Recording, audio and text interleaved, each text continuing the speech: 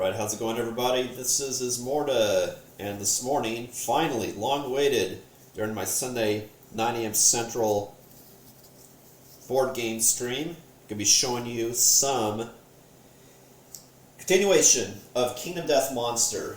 My campaign originally was playing 2 or 3 years ago at this point, and I wanted to finish it up.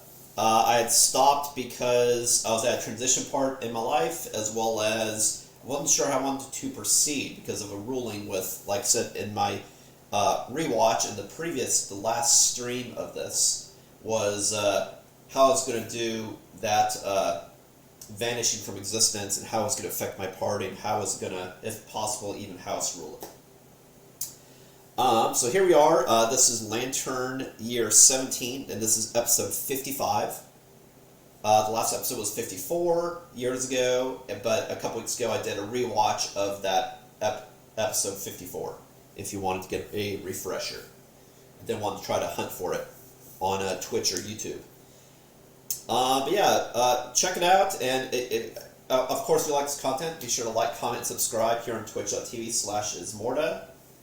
And of course, you can also find the videos for all of this previous KDM stuff here, as well as on YouTube at Showdown. That should have its own playlist, Kingdom Death Monster. So, let me check the chats and get this going and let you know how I'm going to proceed.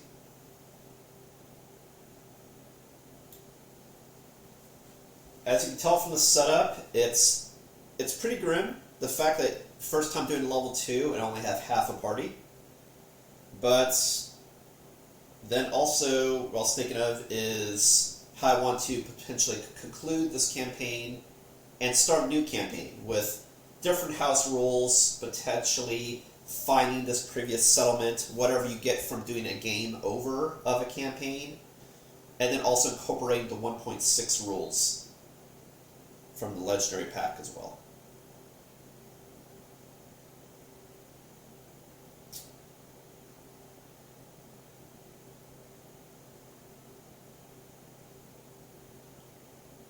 Let me just check this real quick.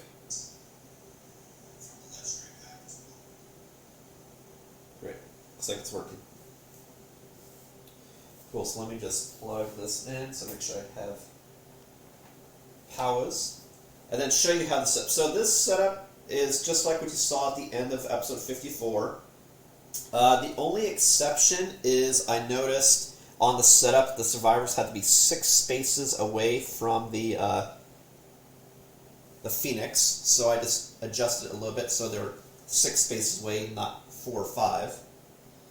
What I mean by that is it's orthogonal distance, meaning forward or sideways, no diagonals.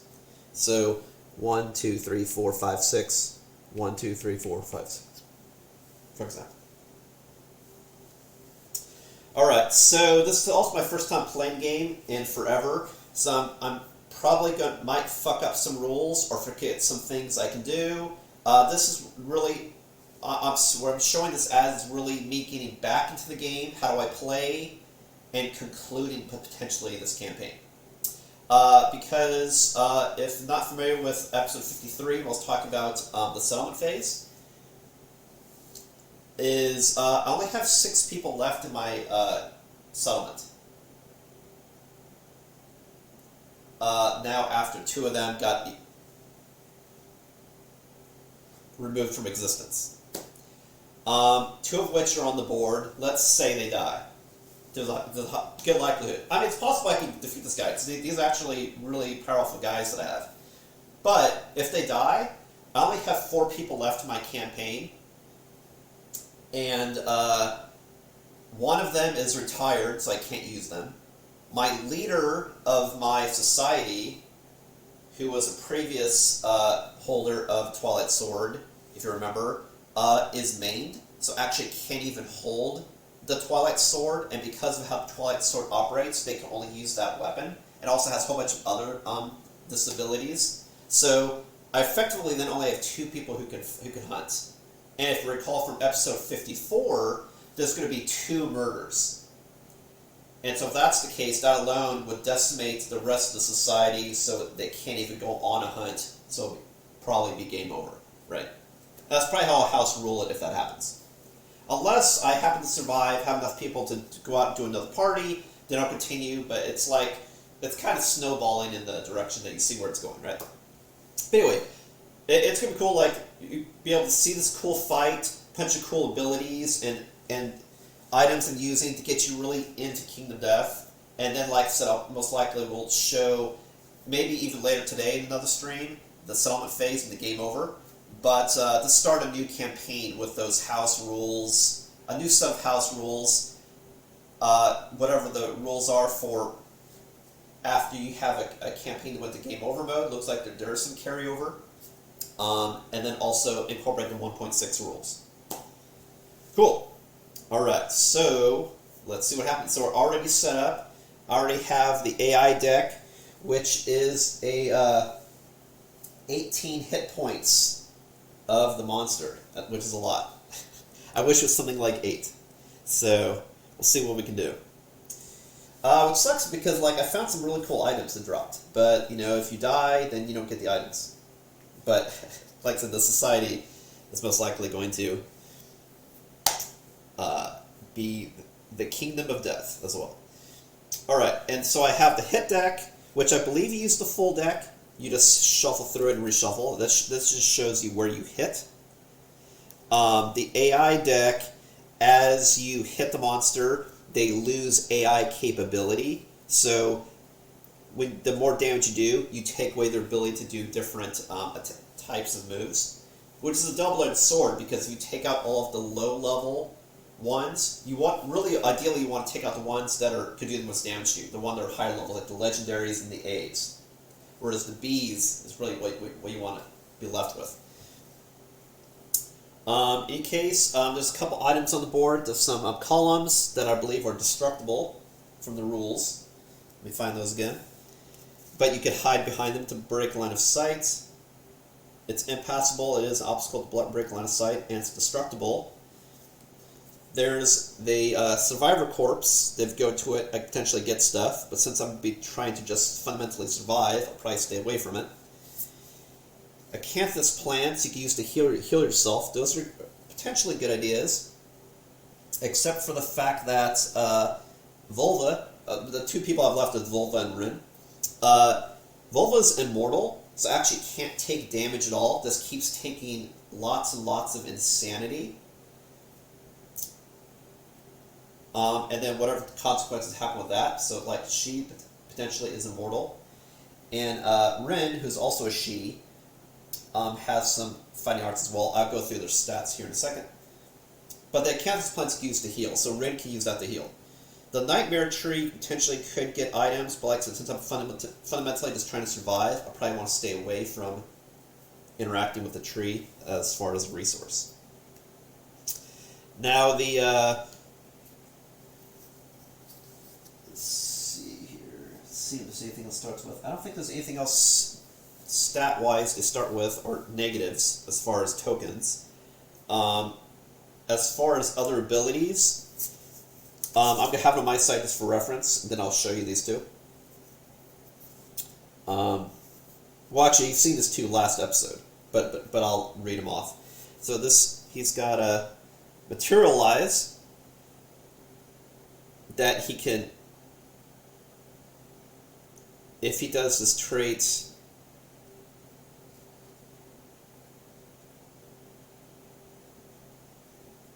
if he does Materialize,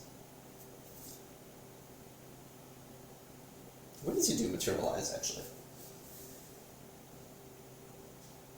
Well, if he does it, he basically teleports. Top of the food chain means that the monster seems like he's older. So it's -3 to severe injury rolls, resulting from monster attacks. Which you think, hey, is that a good thing? It's actually a bad thing, because just like D&D, a 1 is the worst case scenario. So he's actually more dangerous. So if you're on severe injury table, most likely the move will probably maim you or kill you. And then we also have Zeal, which after he does a move, he then also does a basic action. That's something that's typical with anything that's level 2, that they get 2 actions instead of 1. That just kind of commonplace with level 2. Besides having like hard to hit, twice as many hit points, they have multiple actions. That's why one reason whenever you want to do a level 2, you want to make sure you have all these survival things to be able to attack multiple times, because they're attacking multiple times. And you want to make sure that you have really high chance of hitting and doing a lot of damage, because they're doing the same, right? And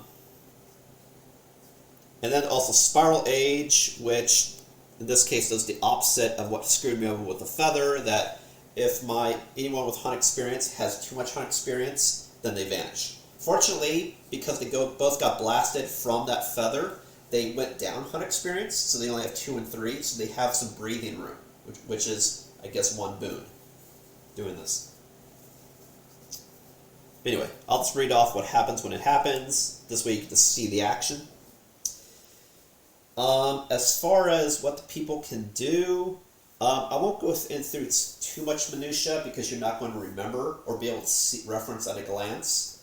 But I'll run through it once just so you know.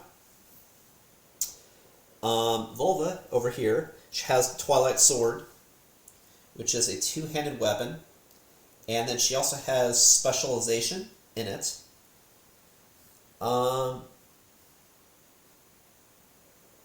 It's a... Sorry.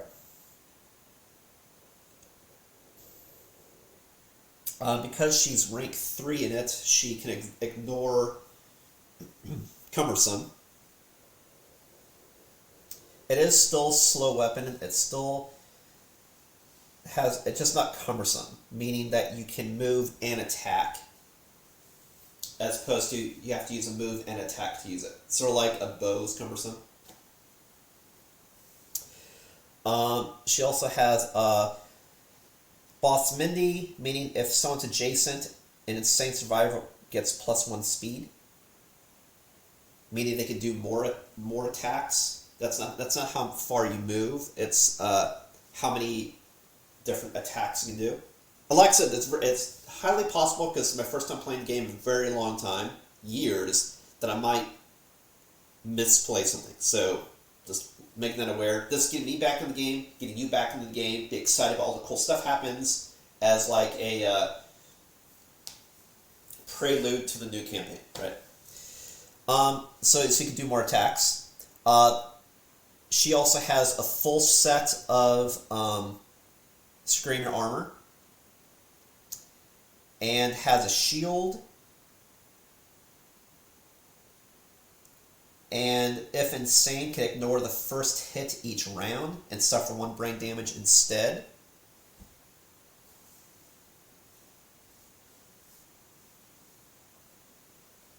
But because she's immortal, it kind of doesn't matter, so it's really any damage. And then because it has a Screaming Skirt, adds +1 severe injury rolls. So it would be total -2 instead of -3. That's really all the highlights. And then Rin, over here, has Dried Acanthus to help emergency heal. Has a full set of White Lion. And the Screaming Armor, again, if you have the full set, you can do a Skewer, but she's not using it, so it won't be doing that ability. Well, actually, no, she could. It's move 1 space and activate melee weapon +2 to their strength. I could still do that. You just don't get the bonus of also having a Spirit. Whereas the White Lion's special ability will not be doing, because I'm not wearing claws. But has the Counterweight Axe, has the Red Charm, so instead of attempting the wound, you can just do the ability of Red Charm to hit instead of whatever you normally would do on the monster wound.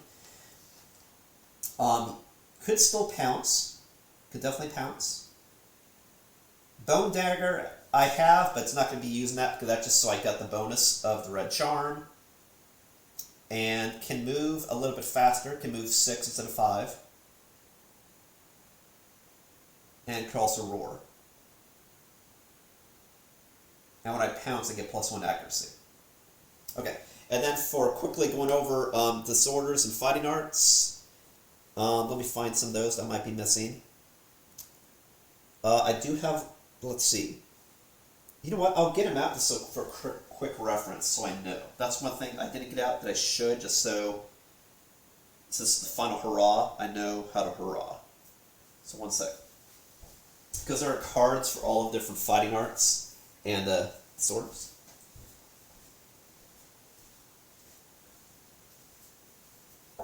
What's up, Neckers? Just finishing the saying initially what's on my remaining 2 people here. Alright, so we have legendary lungs. We also have, why are they not here? That's awesome. Jesus, one second. Fighting arts and disorders, what I need.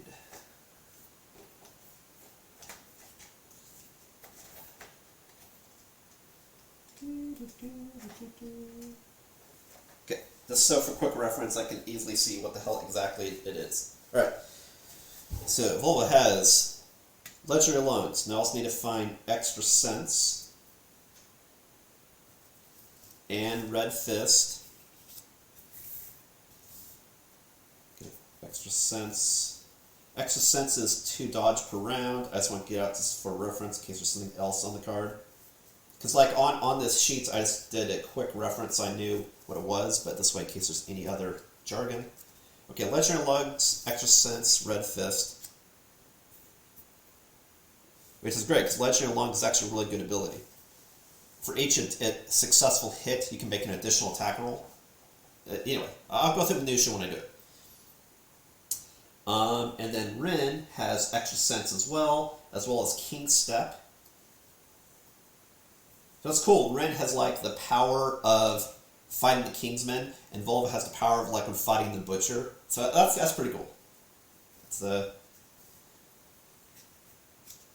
it is the fun. All right, Timeless Eye.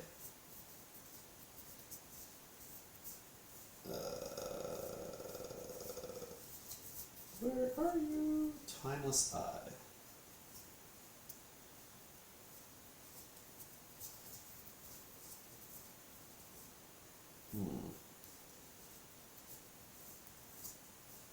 Here we go. Your attack roll is a perfect hit on 9 or 10. Oh, it's a Timeless Eye. It's actually easier to crit.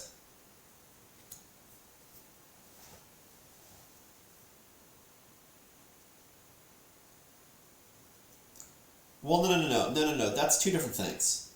A crit is when you're wounding. A perfect hit means it doesn't matter what their armor is, you definitely hit, is what it means. It doesn't mean you crit. It's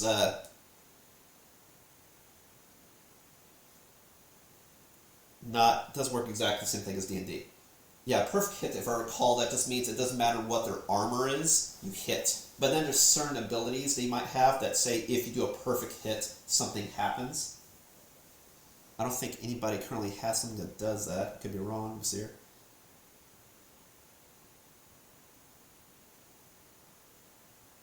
Let me look again what perfect hit means. One sec. I think that just means it doesn't matter what their armor is. If you roll that number, you get a hit. Doesn't mean you do damage. This means that it's a true hit. Let me check.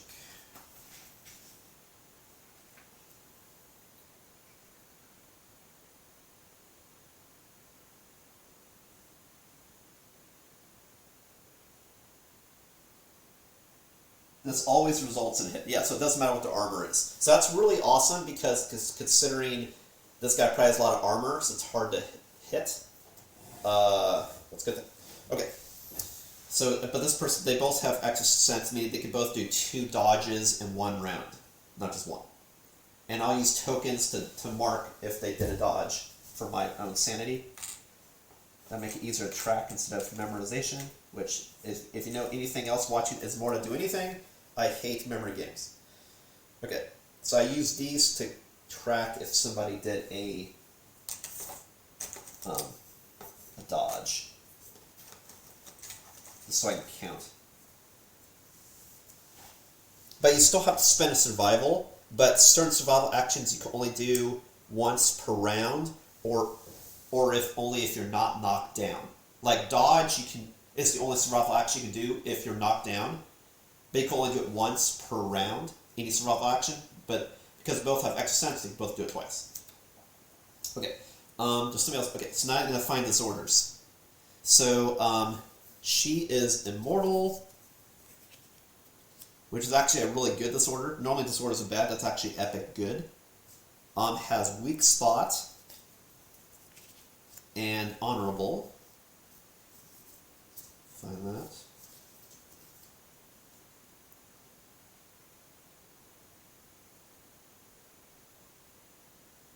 Honorable means I can't attack the beast if it's knocked down or if I'm in their blind spot.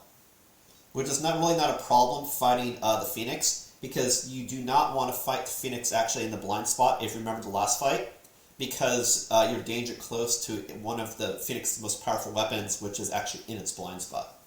Which is, I'll let you use your imagination.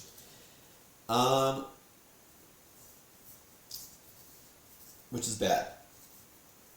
Okay, so this way you can reference everyone's stuff, since most likely when they can hit over here in this direction. And then Rin only has hemophobia, meaning that whenever the survivor gets a bleed, they get knocked down the first time they get the bleed. Hemophobia, fear of blood.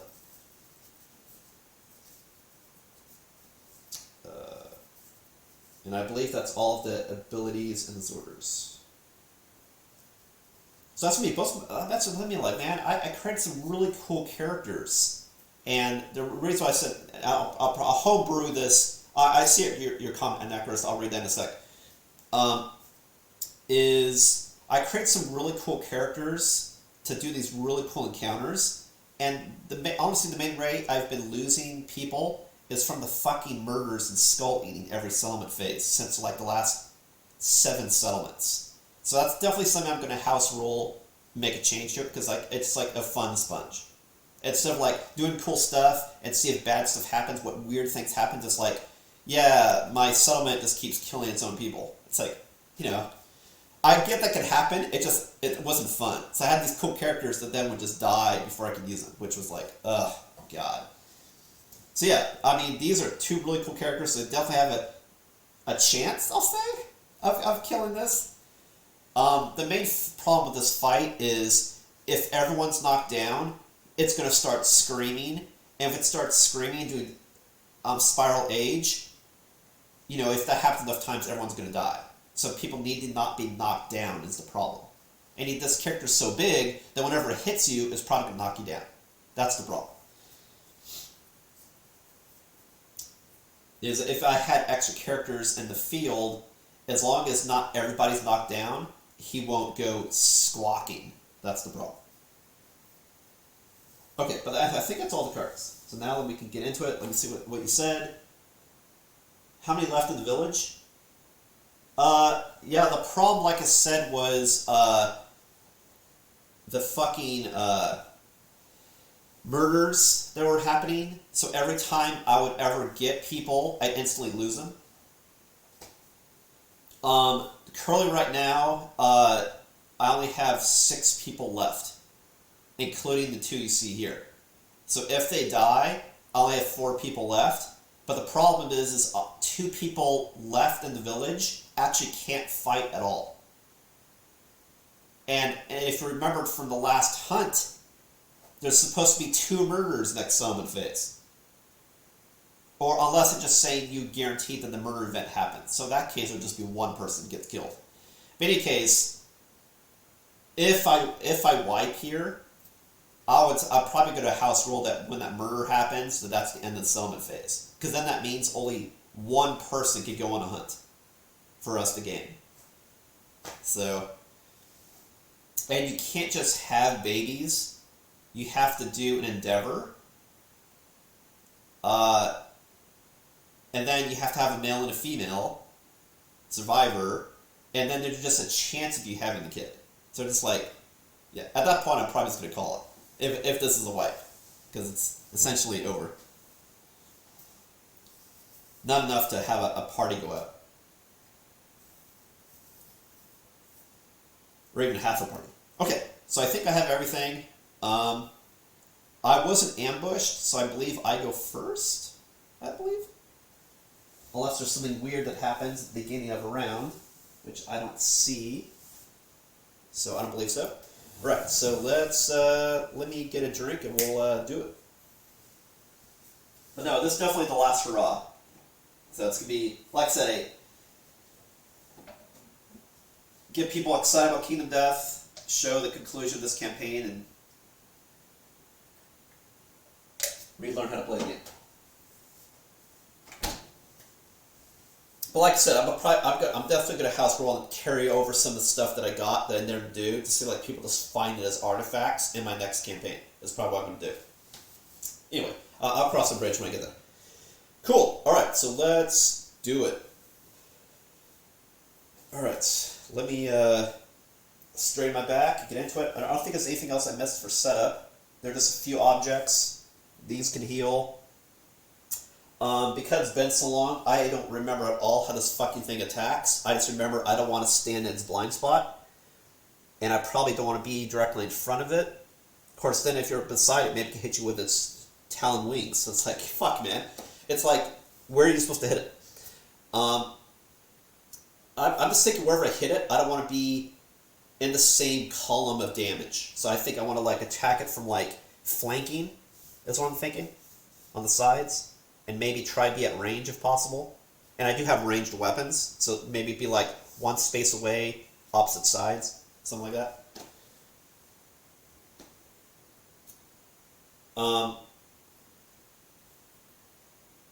That's what I'm thinking, just because I don't remember its attack profile. And you could, it's just cool, thematically you could say the reason why people don't remember its fucking attack profile, because this whole people lost hunt experience, so they don't, I don't know. How do you fight this thing? I kind of know what they feel like. Alright, one sec. Well, don't get into it. I know it's sort of been like a little bit of setup here, but got a lot going on.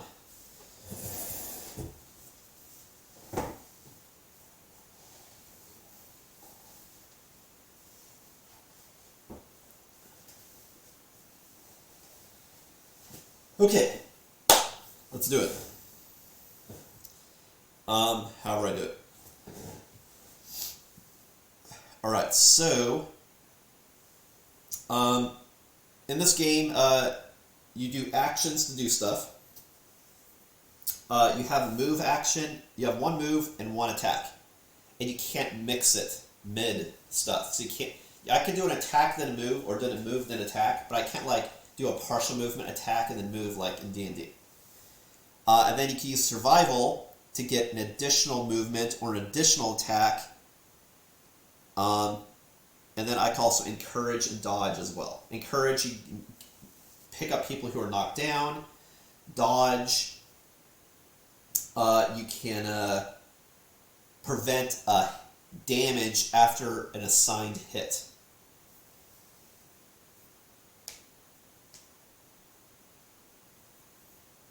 But I can believe I can do it before or after the damage roll. So I don't have to waste dodge if I see the damage is going to be light. So, alright. Alright, so what are we going to do? What are we going to do? So, Volva again has the sword. They're both female. Regardless, you know, you see gender differences, just the closest model I could find. Ren is the one who's holding the huge axe, who can move 6. She can move 5. So 1, 2, 3, 4, 5,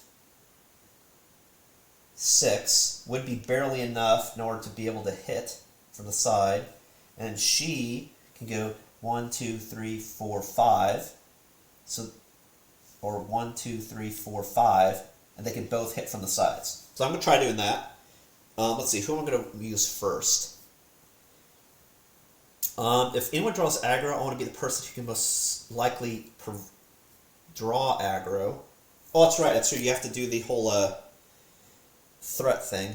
Oh, shit. Hold on a sec.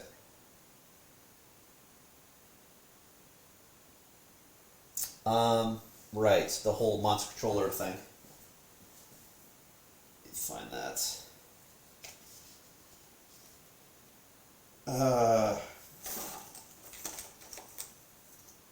I'll just do this as a placeholder for time being. Whoever is the monster controller, if they get attacked, get +1 insanity. So, monster controller for this turn will be Volva. Okay. So she also has a shield, which in hindsight is kind of like, there's really no reason to do that because she's immortal.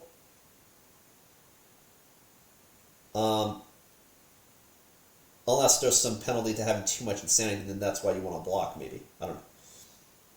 Just noticing that after the fact. But the other person didn't have enough space anyway. Because I'd want to have the Acanthus to potentially heal. That's good. I'll proceed. No, that's the thing. The bird can chrono shift. The bird has materialized, so if it tells it to, I guess, play that card or use that ability, then it can teleport. Right. It can totally do that. And then if everyone's knocked down, he makes everybody age. And if everyone ages too much, you vanish. So it's like, you need to not get knocked down is the problem. Okay, so we're going to move. Oh, that's true. I need to do something to keep track of how many actions I've used. Yeah, I'll use endeavors for that. Again, so I'm not playing a memory game, so I know what I've done, not done. One sec.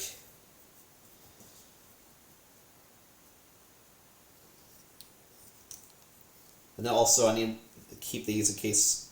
Oh no, I did the... Okay, got it. I'll put the attacks here and the movements here. Well, no, this is if someone's knocked down. Well, I'll put it there if they move. That's what I'll do. Got it. Cool. Okay, cool. Okay, so we're going to go 1, 2, 3, 4, 5, 6. I don't want to be in front, and I don't want to be exactly right next to it. So we've done our move. Okay, and now we're going to attack. This is something I might house roll, accidentally fuck up. I believe the total I put in these boxes was their gear score plus their abilities. So I believe that should be the total. This is just so I know. So I believe this is correct. Could be wrong, I believe that's correct.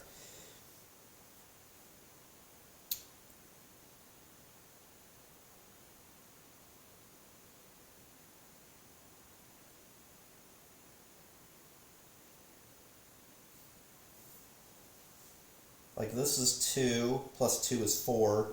This is plus 1.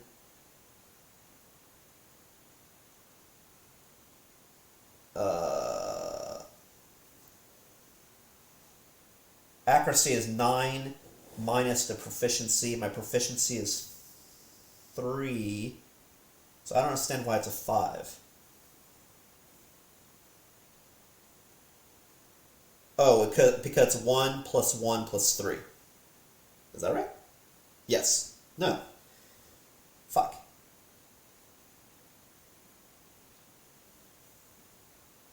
Ah, shit. I knew I'd be in play paralysis or something. Shit. The top one, it's how many swings. That's your speed. And then it's your hit, and then it's strength. Okay. I just don't understand why I wrote a 5 on accuracy. +1 accuracy, unless there's something else here that's adding the accuracy. +1 accuracy. Your accuracy is 9 minus the proficiency level. Proficiency is currently a 3, so that means it's a 6. +1 is 5. That's right, because you... Do you want a lower accuracy? Is that what it was? Shit. Let me look at the basics how to play.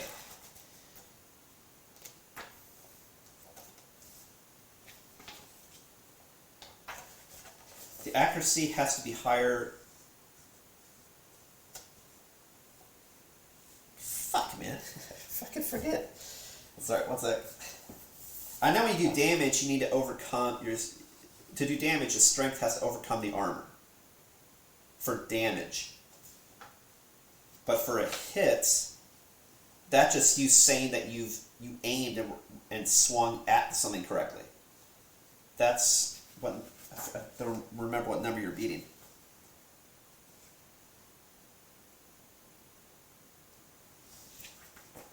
Shit. I thought it was square, just so many things, and I haven't done this in a while.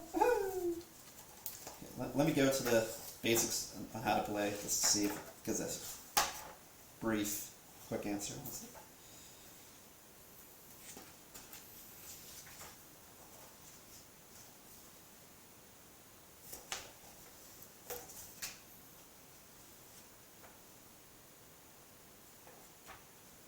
Accuracy. Attack roll required to hit.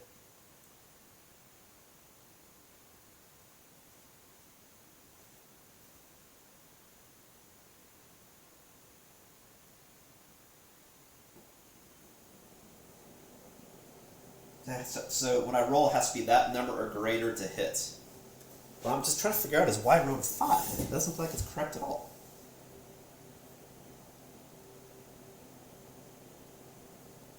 Accuracy is 9 minus Twilight Sword proficiency level.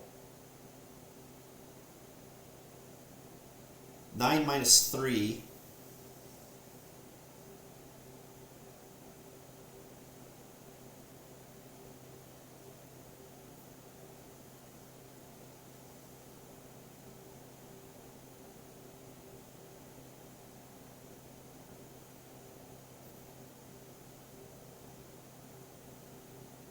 Oh, maybe that's how this calculation. I don't know. I'm not gonna. I'll do what's there. Proceed. This must have made sense when I did it back in the day. Okay, 5. Great. Whatever. All right. So where's the dice? Jesus Christ.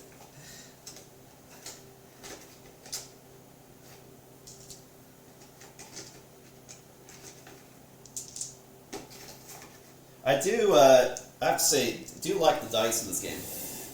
The hit dice not only have symbols, but it's textured, so that like it's a raise and depression in it, which is cool.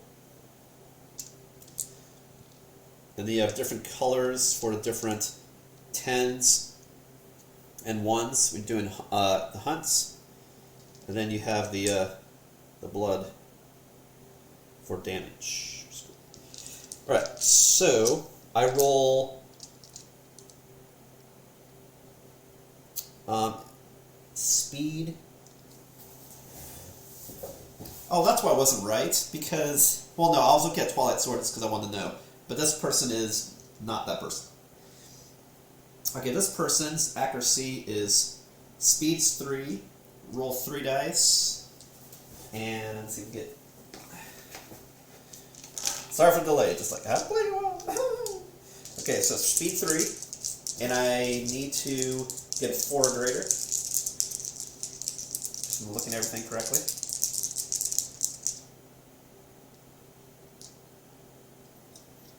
Hey, did I ever find hemophobia? Wait a minute, one second. Sorry. Okay, now we can proceed. Okay, I got an 8, a 9, and a 7.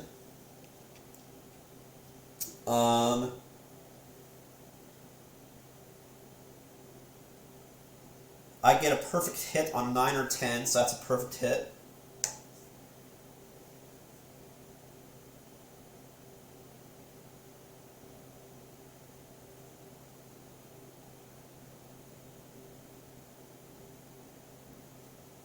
Wait, this perfect hit though, is that...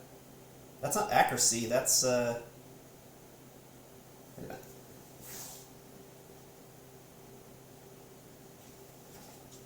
Yeah, hit and damage. This is the hit. Okay. Like I said, like the odds of me screwing up some of these rolls is potential, which is fine because this is getting me back in the game, whatever block.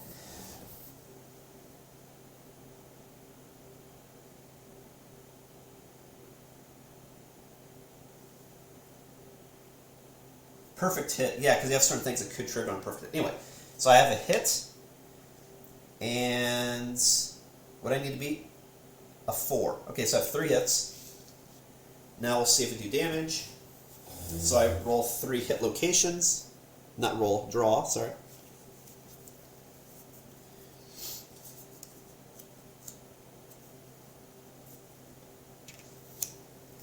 Let's see what we get here. We have Tail Feather, and Glorious Eye, and Hard Beak. And I can choose the order.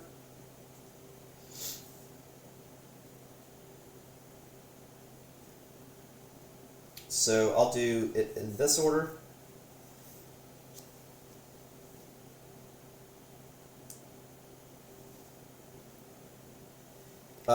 Tail Feather is impervious unless I crit. So we'll see if I crit. Probably not going to crit, but you never know. Wait, no. That's right. This is what I rolled to hit me. The cards is what you use to hit it. Okay, so now we do damage. Okay, so for Tail Feather, the crits, I don't have any special luck bonuses or either one, so I need a... Oh, on the counterweight axe, on a perfect hit, do not draw a hit location, it's 1 wound. So I'll just not draw that. So that's right, I forgot about that. Because, like, what's the point of doing a perfect hit unless it triggers something? Yep. Because the counterweight axe, on a perfect hit, do not draw a hit location, it's immediately 1 wound. Okay, so this one, instead of wounding, I can roll 1 to 10. I can do the red charm, but the problem is it's impervious, so I can't. So I might as well just try to crit with this. I wonder can you choose to do red charm, or is it always red charm? It says you're unstoppable. Whenever you attempt to wound, instead roll 1 to 10. I think it's every time. Okay, so if that's the case, and this one doesn't hit. And then I have 1 left. So I roll on a 6 plus of wounds. Doesn't matter what it says there. But then it has a reaction if I wound. So I rolled a 4, so that's a miss. I didn't wound, so nothing happens. Now the question is do I want to do any survival actions to try to get some extra hits in? Because I do have 5 survival. I'm thinking no because I need to stop hits. I'm thinking no. I did get 1 wound. Okay, so I'll just proceed.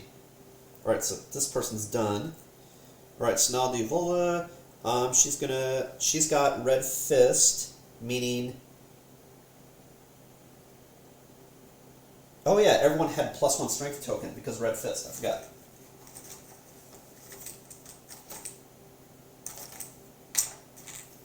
So everyone's strength is a bonus, a little easier to hit. which doesn't affect Rin, but Volva sure. So strength is actually now a 10. I forgot that because those are tokens. And they can spend strength tokens like survival tokens. Great. Now I did also have King Step.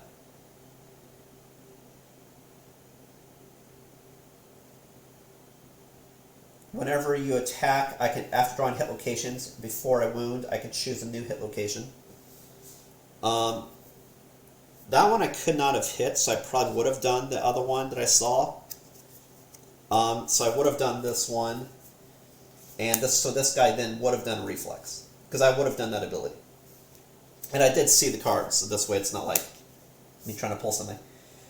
The monster's glare pierces survivors' puny mind, causing explosions of pain. Turn to face the attacker and roll 1d10.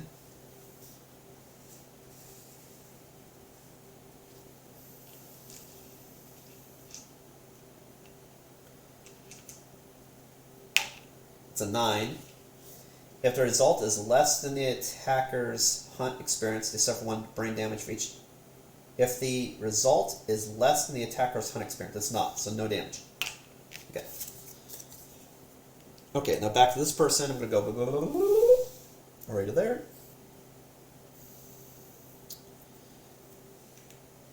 Then we're going to attack. The Twilight Sword is speed 3 because I have a speed bonus. It's not cumbersome, so but it does say slow. Let me look up slow. This just to see if I get the speed bonus or not from the sword. Cumbersome means you have to move and attack to use an attack. But that I don't have that ability anymore because I'm proficient. But slow, let's see here.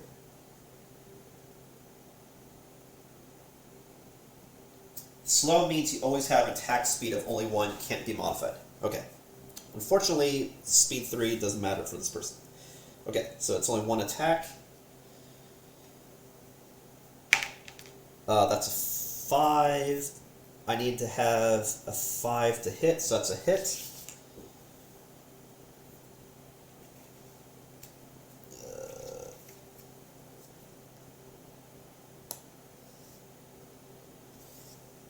For each successful hit, I can make an additional attack roll because of Legendary Lungs. So I'll make an additional attack. That's a...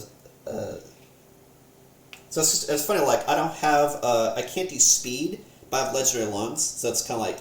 You know, it's not necessary... It's not... Unless slow says I can't do additional attacks, I think it just says my speed is... Let me check. Because speed lets you do additional attacks, but Legendary Lungs also lets you do additional attacks. Let me see here. It says don't add speed modifiers. You always have attack speed of 1. Yeah, my attack speed is 1. I just have this special thing that says whenever I hit, I can do another attack. So, loophole. Haha. Using the ability of the Butcher.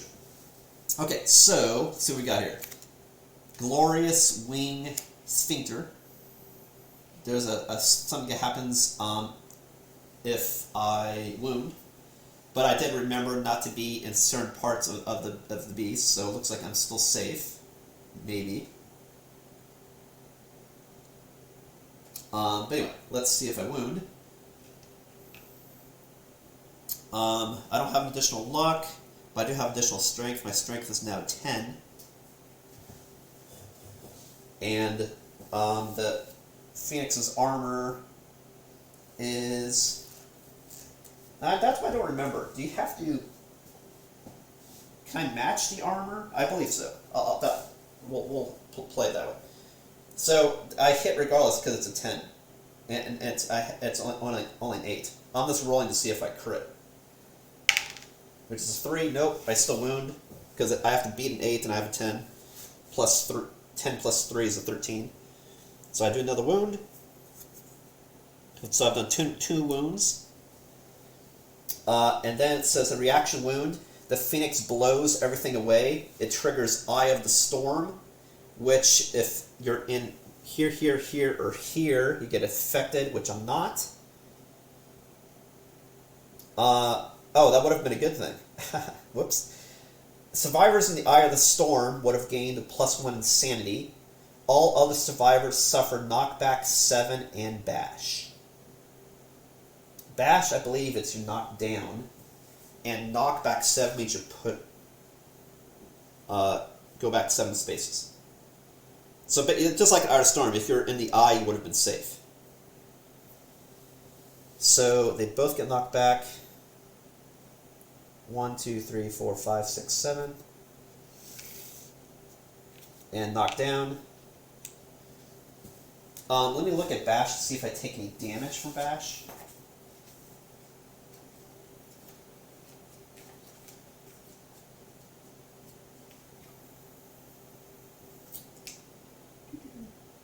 Cause survivors to be knocked down. Nope. I would only take damage if I ran to like a column. I believe I might take damage. 1, 2, 3, 4, 5, 6, 7. Knocked down. Okay, so that's it for our turn. Now it's the monster's turn.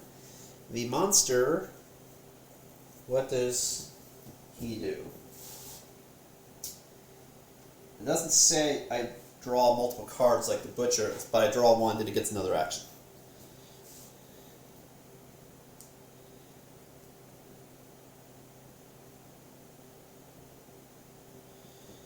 Okay, so let's draw an AI. Make sure I'm doing this right. One sec. Level 2. Oh, it does have modifiers. Oh, its toughness was 12. Movement was 5. Okay, but I did still hit. The toughness is actually 12. It does have additional speed and additional damage. Okay, so it does have modifiers. One sec. I'll just put it here so it's easier for me to see. So it's got +1 speed and +1 damage. Yeah, because I'm finally level 2. Jesus Christ.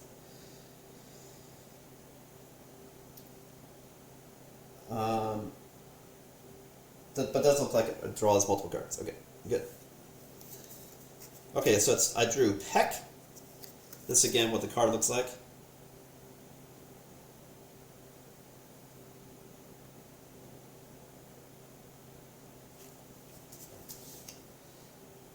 The last threat to wound in range. Now, what does materialize do? Is that whenever it moves, or is that just...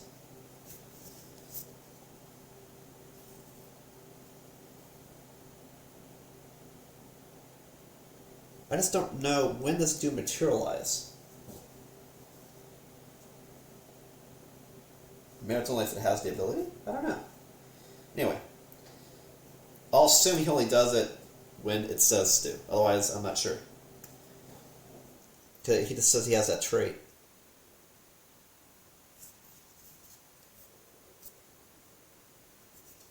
Okay, it says the last threat to wound in range, which would be her. Monster speed is 8. 1, 2, 3, 4, 5, 6, 7, 8. So it is in range.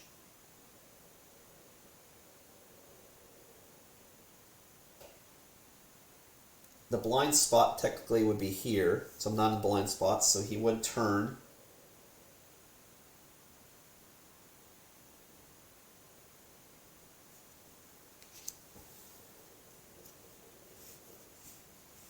The turn goes over here, and then it says the target gets 1 age token. I don't remember what the fuck age tokens even look like, so I'll just do the screaming so I know.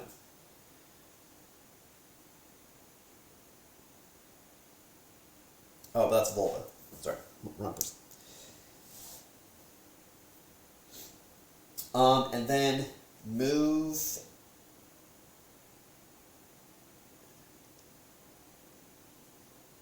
Then it's speed 2, accuracy 2, damage 2, but damage is now 3, speed's now 3. So that does 3 attacks.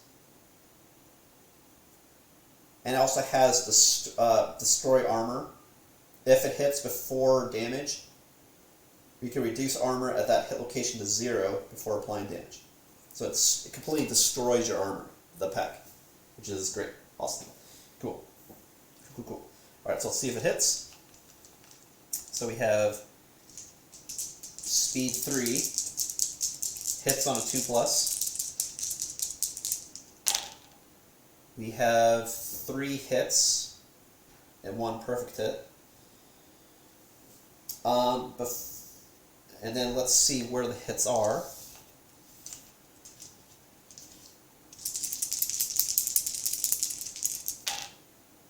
We have foot, hand, and foot.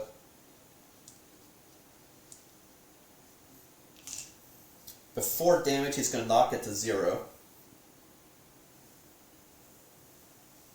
So let's see, am I going to dodge?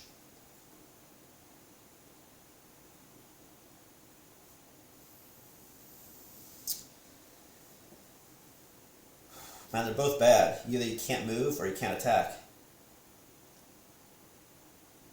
I think not be able to move would be worse, since the monster would most likely always come to you. So shit. Because I only have 2 dodges. And I'm already spending them. Fuck. Well, exit that. I'll just play. I know bad things are gonna happen. Fact. Bad shit is gonna happen.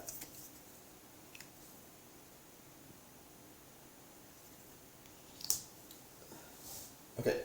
So I will do 2 dodges. I'll prevent a foot and a hand. Well, no, I could do after damage. It just if I let the damage happen, then they'll do their peck first and make the armor go to 0. That's the problem. But I wonder if I care.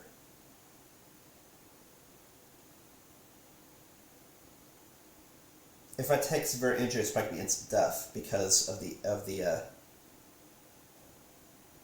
top of the food chain. That's the problem. Yeah. Yeah, so I have to get rid of what I can. So I use 2. I'll use 2. I'll do it now. Just because I don't want it. I mean, if I know it's going to go to 0, I might as well see if it hits first. That's true. Okay, so I use 1 now.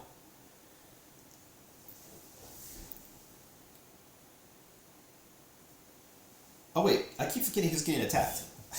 This is Volva. She's got the sword. I don't care if she gets hit, because I just do survival, because she's got insanity. She can't take damage. Yeah, that's what am I talking about?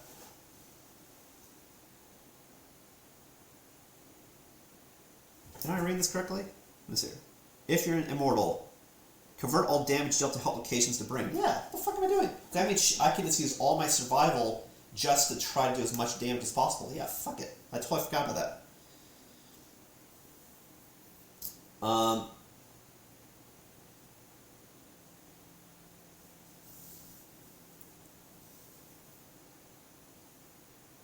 Yeah, no, so I'm not gonna spend it. So I'll just take it. I'll just take the insanity. Fuck it. So the hand and the foot go to 0 regardless. Hand and foot go to 0.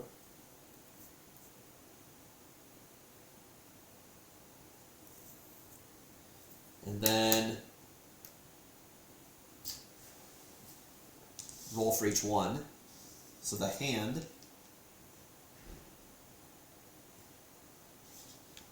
Wait.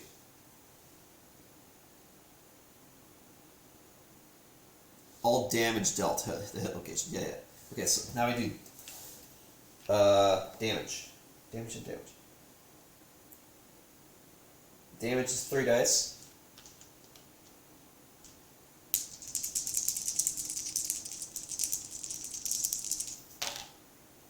5, 4, and 8.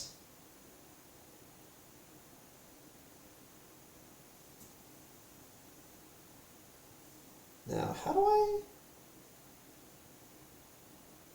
Wait.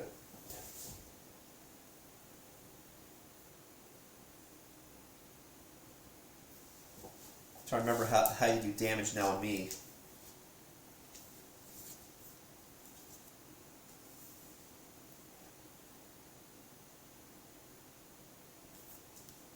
Maybe they don't roll. The reason why it's a little confusing is because how the monster hits and damages is not the same way I hit and damage.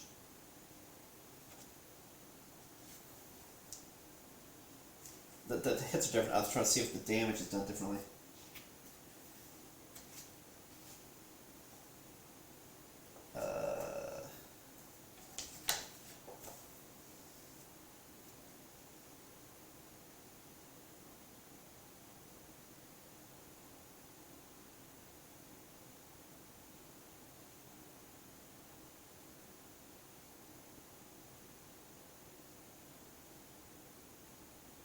Oh, I see. Yeah, you don't roll for damage. That's just how much... So the monster, if they hit you, then it is how many points of damage.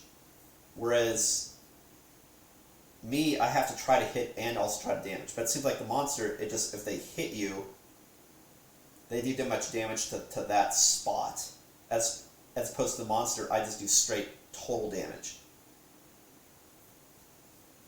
That has different spots that can do reactions based on where it hit, but it's not... Okay.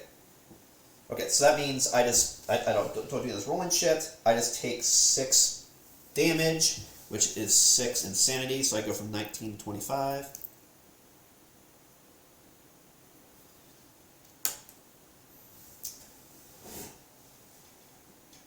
Okay. And then after the attack... Oh wait, I put this in discard. No. This is damage done. These are wounds. This goes here. Okay, and now I do a basic attack.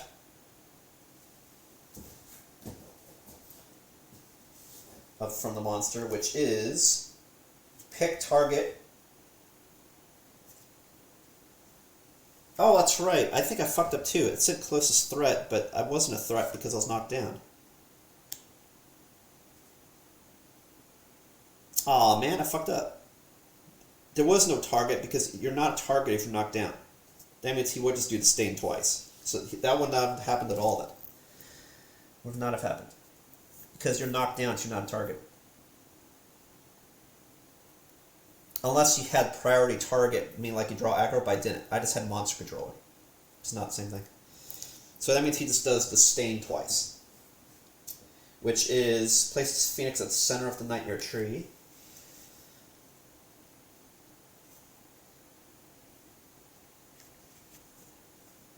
It emits a hissing moan.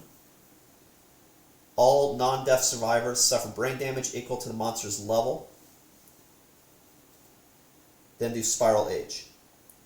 So they both take 2 brain damage. So, right? Damage, yeah.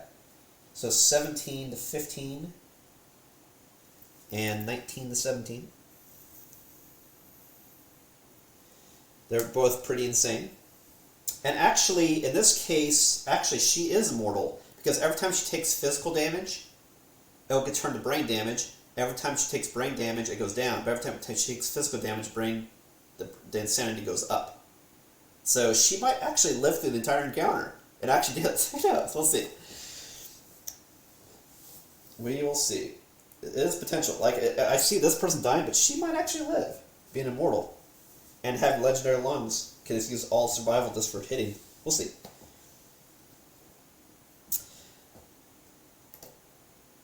Unless, we'll see. Okay, so anyway, now we do Spiral Age, which is remove all age tokens.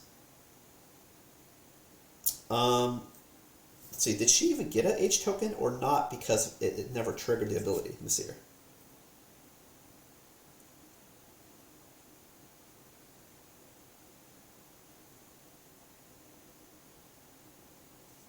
No, you do everything anyway. Is that right? Do you do these anyway, or do you just...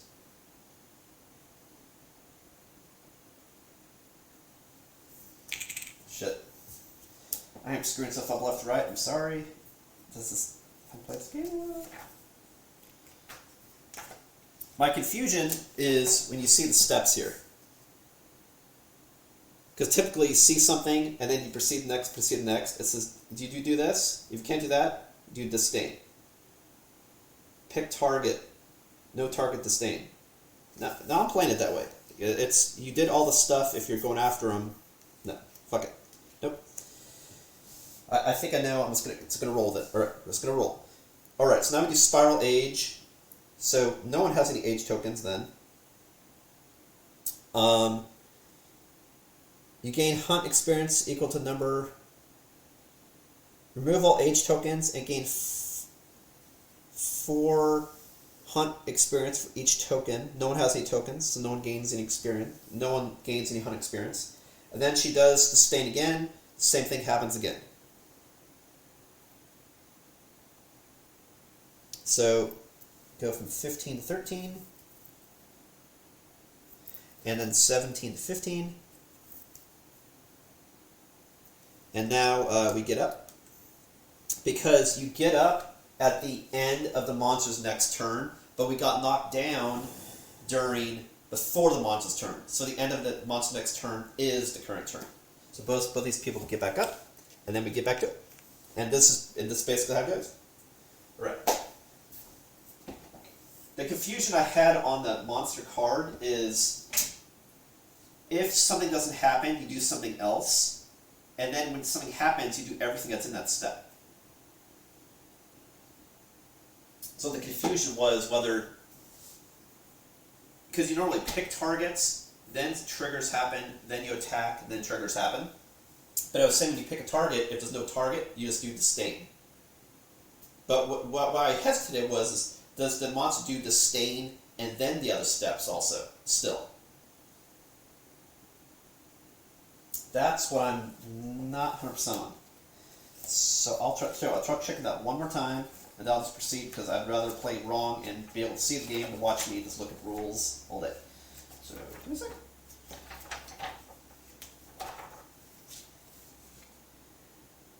Okay, here's a good example. Like on this claw attack, it says you can do that. You pick target, 2 different types of threats, and then no target sniff, and then there's attack stuff. But you only do attack and moving if there's a target. So, let me see here.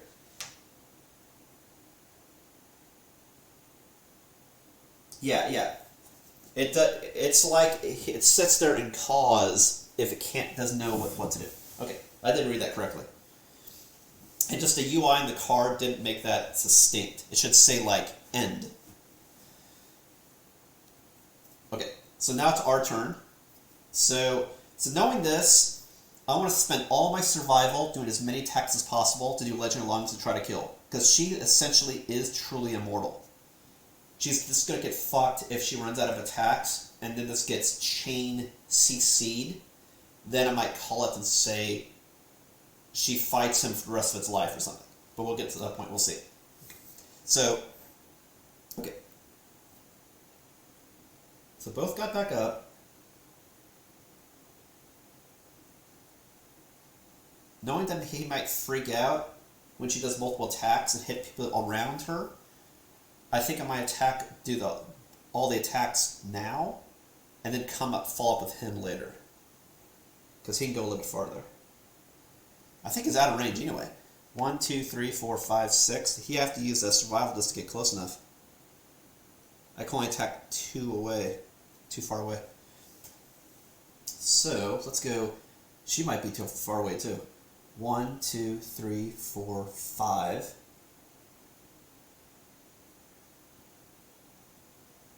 She'd have to use survival, get close enough. So, sure, I'll use survival. And then I'll go 1, 2, 3, 4, 5.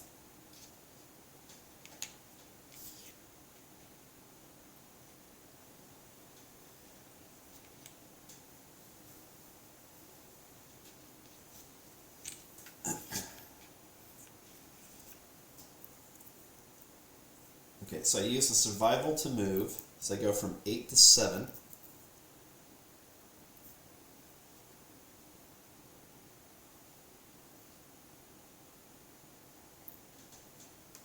And then I can attack.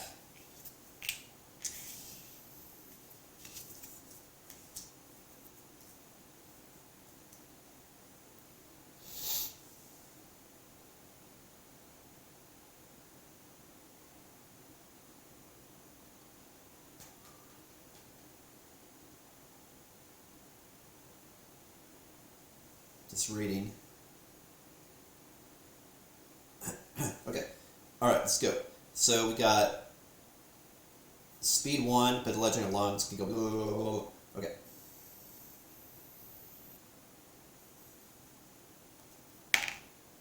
Rolled a 2, which is a miss. So I'm going to try again. Go from 7 to 6.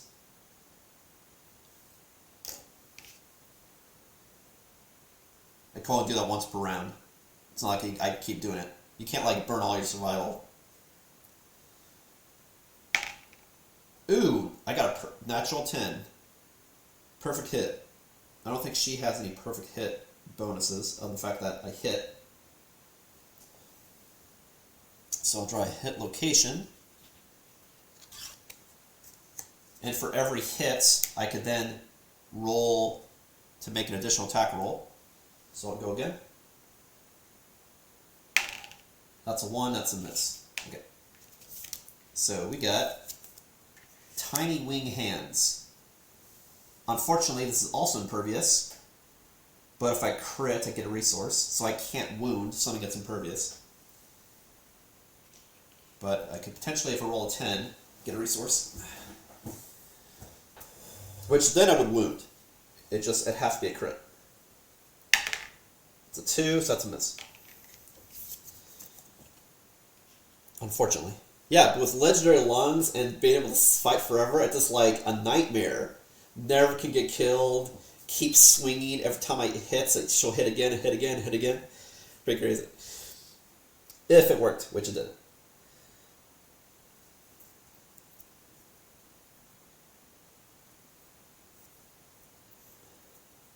Okay, so that was the attack.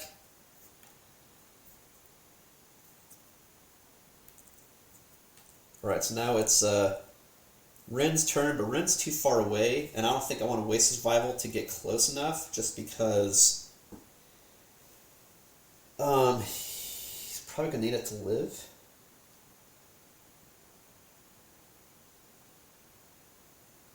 But then there's also the argument, if I kill it, then you know, the best defense is good offense. I've already done 2 damage. It's got to do it. Wait, I thought I did 2 damage. I only do 1? Oh, it's over here. Yeah, never mind. Oh, fuck. You know what I mean? Like, if you kill it, it's dead. Ah, fuck it, I'm gonna hit it. I'm paranoid. 1, 2, 3, 4, 5, 6. But I'm too far away. The range of it is reach 2. So I'm just barely too far. So yeah, I'll use survival to get to here.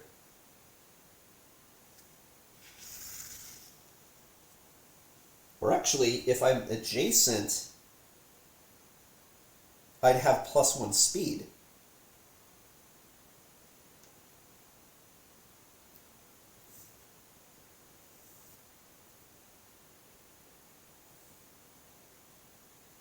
Oh man. I think when I attacked last time, I forgot to do them. Oh, maybe I did. Did I roll 3 times when I attacked last time? Maybe I did. I can't remember. Because this guy, he attacks multiple times. I should have rolled 3 dice. Maybe I did. I don't remember. Anyway, since I have additional speed... Wait. 1, 2... I'm going to be adjacent. That way, I get additional speed. So my speed is now 4. So I roll 4 dice.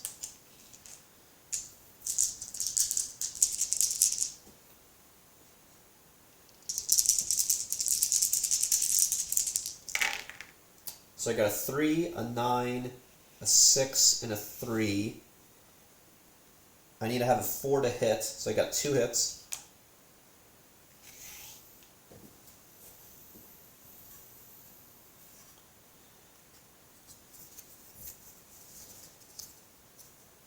I got Feathered Beast and Feathered Body. I'll do Feathered Body first just because it doesn't have a reaction.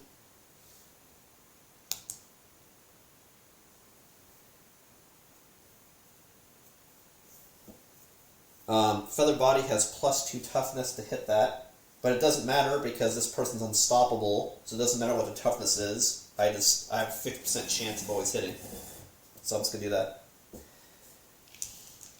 So the first one, so I have to roll a 6 or better, and then I can still crit, obviously. Wow, really?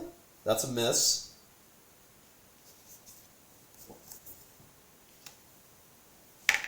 And a 6 is a hit. So I did get a hit.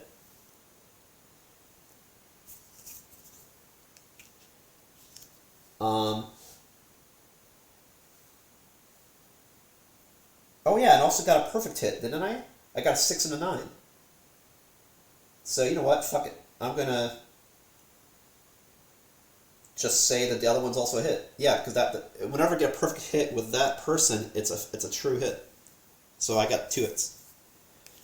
Okay, and then suffer rewind, but I don't have any age tokens, so rewind doesn't happen. Okay. So I've done 4 damage. So far I'm saying I'm doing pretty good. I've done 4 damage. No one's really had anything happen to him other than... No, yeah, because like... Volva lost her armor, but she's immortal, so it's like, kind of doesn't matter. Right, so that's the end of our turn.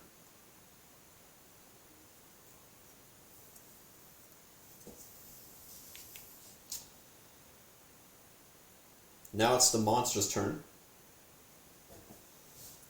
So we've done 4 damage, we have to do 18 damage.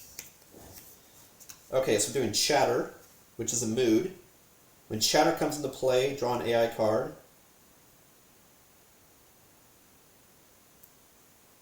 A survivor that spends an action in the noise radiance suffers 2 brain damage and doubles their age tokens, if they have any. Once per turn, a survivor in the noise radius may attempt to comprehend the noise in their head. Roll a d10. If the result is equal or less than their understanding, they gain 2 insanity, otherwise they are knocked down. So basically, you could try to gain insanity or get knocked down. I don't think that's worth it. But whenever you spend an action in the noise radius, you age faster and take brain damage. But fortunately, since both my characters have ranged weapons, actually, that's not true. I think I fucked up. The Twilight Sword isn't a ranged weapon. The Counterweight Axe has reach. The other one does not have reach. And did I also fuck up here too? It says I have reach 2. Does that mean, is reach 0 adjacent and reach 1 you go 2 spaces? Holy shit, I think I may have screwed that up also. One second, let me check that. I'll just proceed because there's too much take backsies. Like I said, I told you I'd fuck up something. There's a lot of different things to check. So I'll just keep proceeding as we are. Because ranged...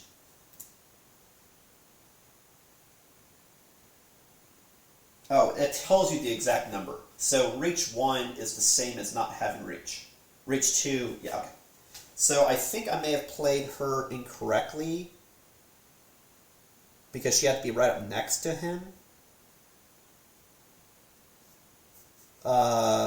So I don't know. But you have to remember, the sword you have to be in close, the axe you can be space away. Okay, anyway. So Shatter happens, and then I draw another AI card. So if I spend any actions in the noise radius, I'll double the age tokens, if I have it. That's a mood. And then I draw another AI card, which is Haze, which is another mood. So I have 2 moods. Lantern lights trail in the darkness. Everything slows and thoughts are clear. Each H token gains the following effects while haze is in play. -1 movement and -1 speed. So for every H token, you get those penalties. Movement from dash and activations from surge are not affected by haze. Okay, so there's haze and chatter. There's like a fog and a going on. Okay, now I'll do a basic action. Nobody's knocked down, so it's not going to do disdain. We'll go for an attack.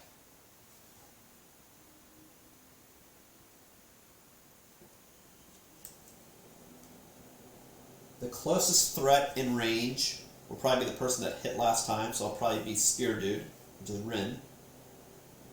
Axe Dude, I mean. So he will get an age token. Sorry. And then attack for 3.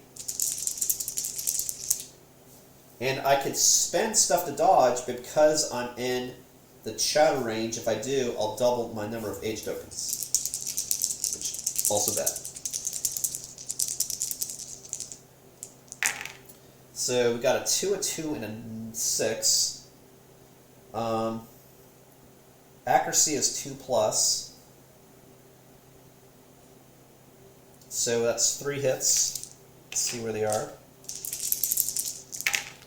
We got waist. I don't know what the fuck that is. Chest and head.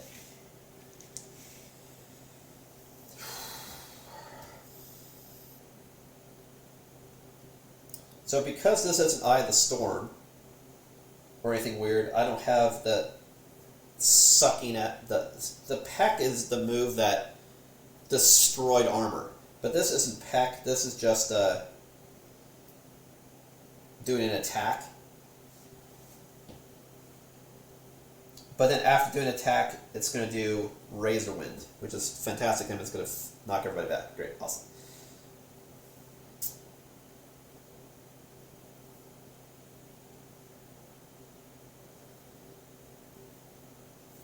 So let's roll to see. Well, no, there's no roll. Am I going to do the 2 damage? Yeah, I'll just take the damage. I can't waste survival on that right now.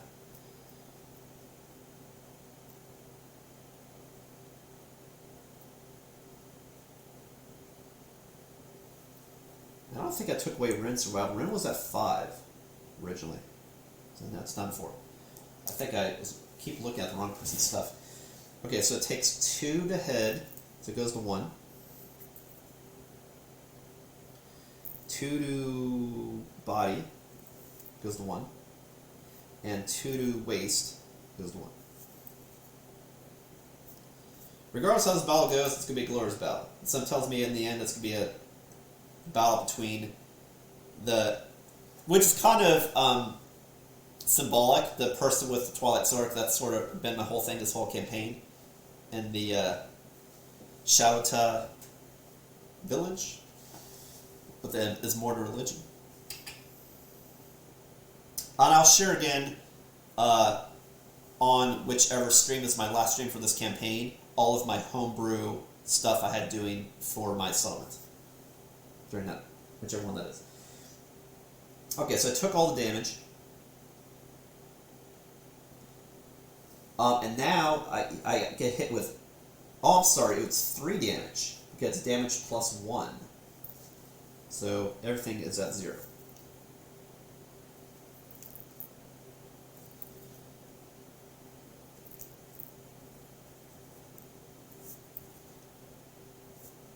Okay, now you take Razor Wind. Survivors in the blast zone suffer knockback, 7 bash, and bleed.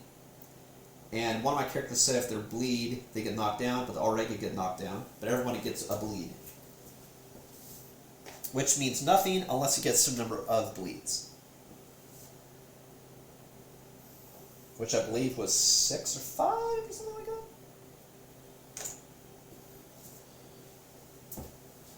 Okay, so 1, 2, 3, 4, 5, 6. It's basically all the way back. Knocked down. knocked down. And they both get a bleed, which I'll track on their profile thing.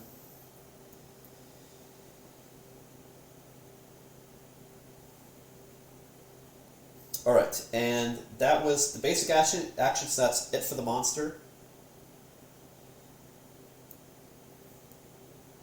So now it's our turn, but if you get knocked down, you're knocked down to the end of the monster's next turn, I believe is the rule. And that was so the end of the monster's next turn will be the monster's next turn.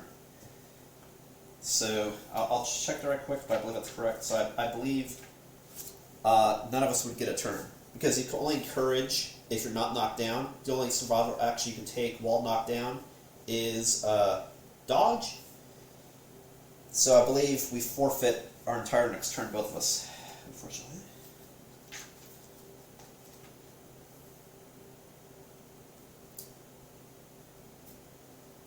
What was I looking at?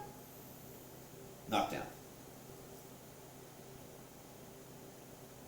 Stand at the end of the monster's next turn. Yeah, so they're both knocked down. We've basically forfeited our turn, unfortunately.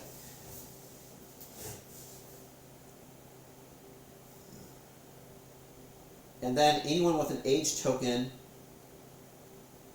gets -1 movement, -1 speed. So it's the fact that I have an age token means that character now is slower. Yeah. Alright, so now the monster is going to do something. Monster's going to do something. It's pretty profound. But we've done 4 damage. Alright, so now that monster's going to do something. We got a Ripple, which is an A-level card, so that's not good. Because the deck has many Bs, a few As, and I believe 1 legendary. Okay, Ripple. The steady pulse of their lanterns suddenly stops. Performs Spiral Age. All survivors suffer brain damage equal to survivors in the monster's level. Spiral Age happens. Remove all age tokens, which is a good thing, because age tokens make me weaker so I can't attack. And by removing the age tokens, I can attack as normal again, but then I age. And if you age too much, you die. So basically, I alternate me being able to attack and not attack, but there's a timer. I have to do it a certain number of turns, or we're both going to vanish. Okay, so I remove from Rin the age. It gets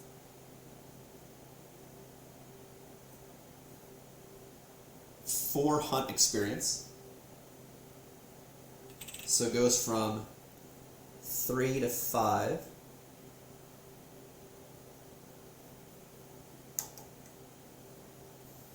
And then what happens? Okay, that's it for that. And then suffer brain damage equal to monster's level. So everyone else takes 2 brain damage. So we go 13 to 12. That's not math. 13 to 11. And then we go 15 to 13. And then she does a basic attack, which would then again be Disdain, which would then be Spiral Age, because everyone's knocked down. So we have Disdain. Everyone takes another 2 damage and another Spiral Age. There's no other age tokens, but everyone takes another 2 insanity. So go 11 to 9 and 13 to 11. So I take that back. Even though I am immortal, if my insanity, if I take brain damage with Volva, could still die. I just can't die from physical damage, but from brain activity, sure. Okay, so that's the 2 moves.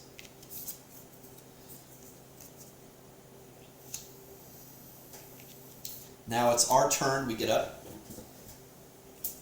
Unfortunately, we're too far away, again.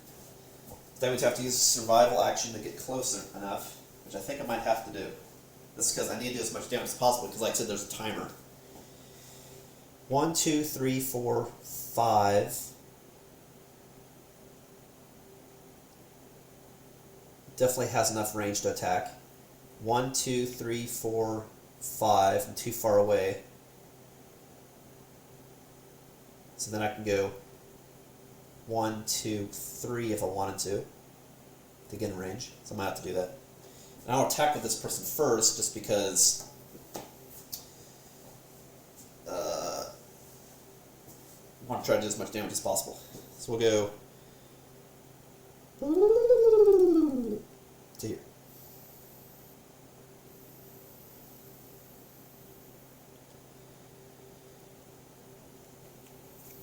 So she spent a dash. So she's going from 6 to 5.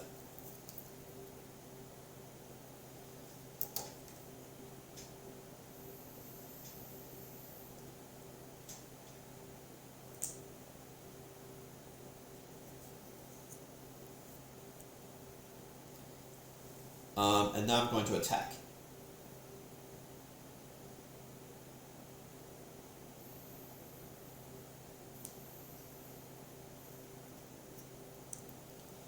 Okay, so her attack profile is a 1, but I can do many attacks if I keep hitting. Throw that. So I hit on a 5.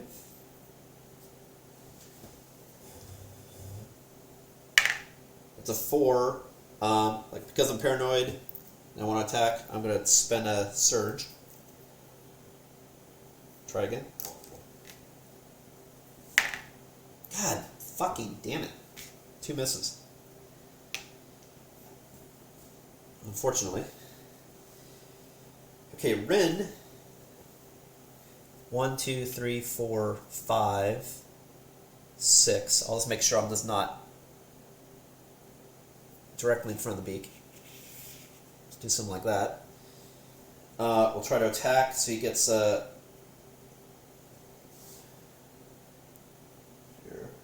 Checking all this stuff.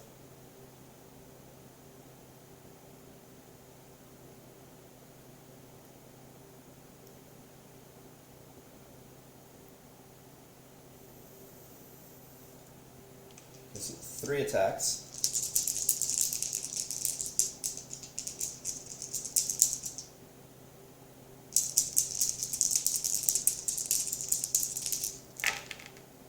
We got a 9, a 9, and a 1. So I got 2 perfect hits.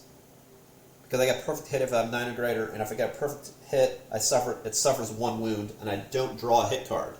It just cleave. So that's 2 more damage. What's funny is, like, it looks like Rin is actually the best person to do damage, but Volva is the best person to tank and live forever. So it's like, of course, I think she did 1 hit, but man, doing good. So I did 2 more damage. So that means total we've done 1, 2, 3, 4. We've done 6 damage. 12 more hit points. We're a third of the way there. And there's no reactions because it just the monster suffers 1 wound. Period. So that was actually amazing. Actually, that was so amazing. Maybe I just want to try a hit again right now. You know what I mean? Shit. You know what? I'm going to do that.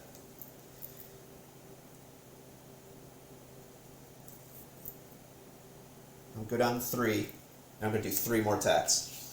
Fuck yeah. Let's carve this bird. Carve us some chicken. Okay, we got a 9, a 7, and a 4. Which is 3 hits, and 1 of them's a perfect hit. Cleave. So that's another pure damage, no reaction.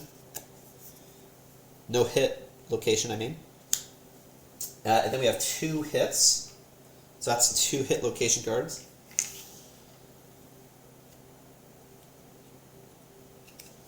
Fucking Boston Carver over here. And that's why I knew I could do a level 2, because I knew I had the characters that could do it. And then just to get boned, lose half my troop just because vanishing. Christ, man.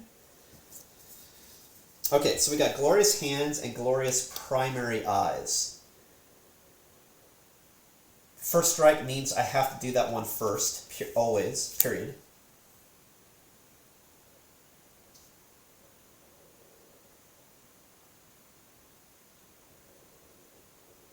Wow, the reflex on this is so amazingly bad. We're gonna try to hit regardless. Now now this says I could cancel my attack, but the reflex on this says the monster, which means it happens regardless.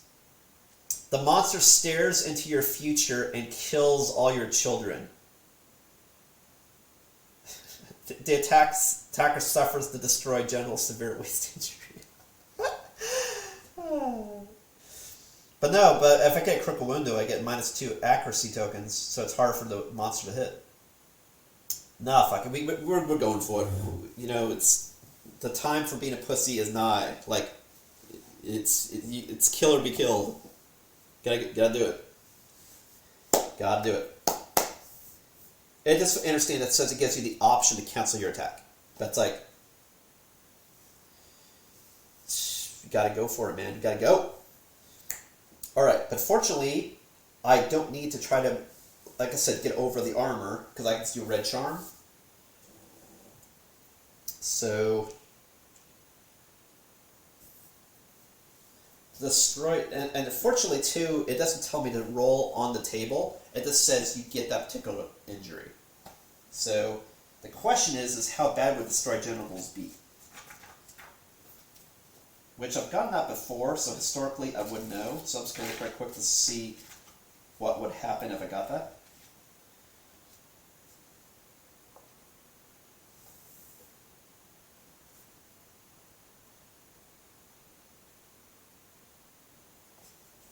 Yeah, fuck it. I don't care. We gotta kill this thing. I don't even care. Whatever it is, I'll take it. Whatever. Let's do it.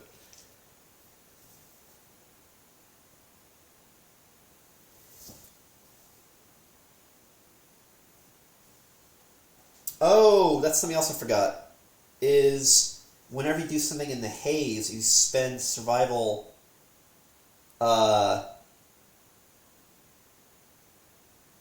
Did I attack twice though? Did I spend a survival to attack again with her? I don't remember. I don't know, I'll just keep going. Because if you spend survival while you're here, then bad shit happens to you, and I don't remember if I did or not. That's me, like, there's so many things to keep track of, then it's like we try to rewind and say, like, what did I do? I'll just keep going. I don't remember. Okay, so because I don't remember, and that may have changed something, we'll take the risk. We're gonna do it regardless. Okay. That'll even out the universe. Okay, so I need to get a 6 or better. I got a 3. That's a miss. Great. Awesome. Reflex. I get... well, I've already read it to you. I get destroyed genitals, which is permanent, and I get a bleed. Bleeds are not permanent, but destroyed genitals is. Which means, as you may expect, I cannot reproduce for the rest of the game.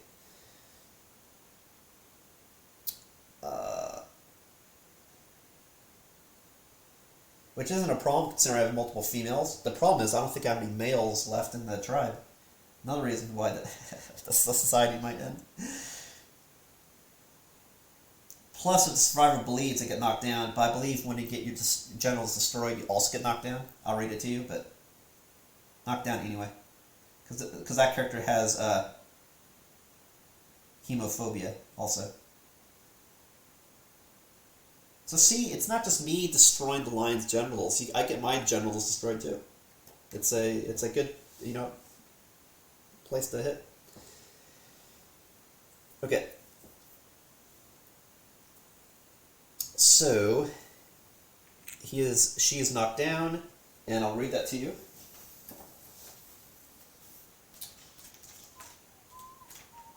I have to say, so far this turned into an interesting fight. At first I thought because I had less people that I'd just be a massacre, but I forgot I had really capable people. I just only have half as many. So whereas before it would be like a doable fight with some risk, now this fight there's a lot of risk. But so far I'm pulling down. So far it's Holding my own.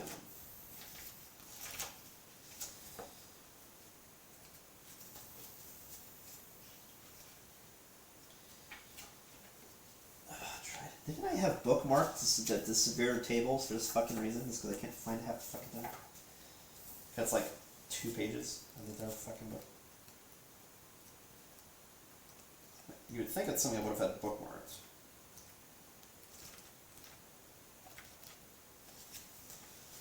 Okay. Destroy genitals. You cannot be nominated for the intimacy story event. This injury is permanent and can be recorded once. Gain a random disorder. You are knocked down. Gazing upwards, you wonder at the futility of your struggle. Gain +3 insanity and 1 bleeding token. So I do get 3 insanity. Kick me in the testes. So I go from 9 to 12. But then I'll just get a random disorder. Because I already have these disorders out, I'll just say that those aren't targets. But really, when you play the game, it's purely random. But I don't want to have to shuffle and find those. So let's say whatever. This will be the punishment, potentially fucking up that I should have gotten an age token there. So what if? All right, so let me shuffle this, and then we'll get a random disorder.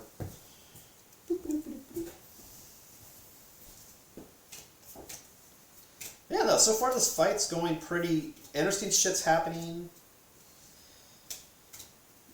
Everybody's taking damage, monsters and survivors. It's not like some of my antelope encounters when just like a massacre, me killing buffalo, and it's not me just getting mauled by a lion. It's it's actually a battle. So if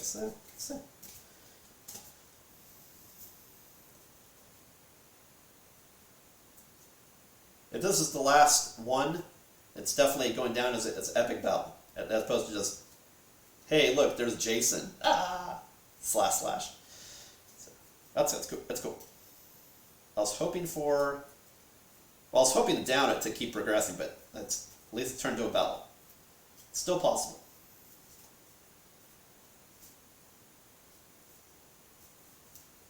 And to be honest, if I down it, I'll continue the campaign. It just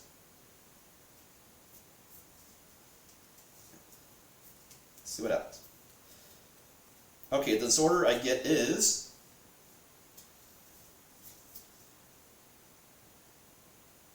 apathetic.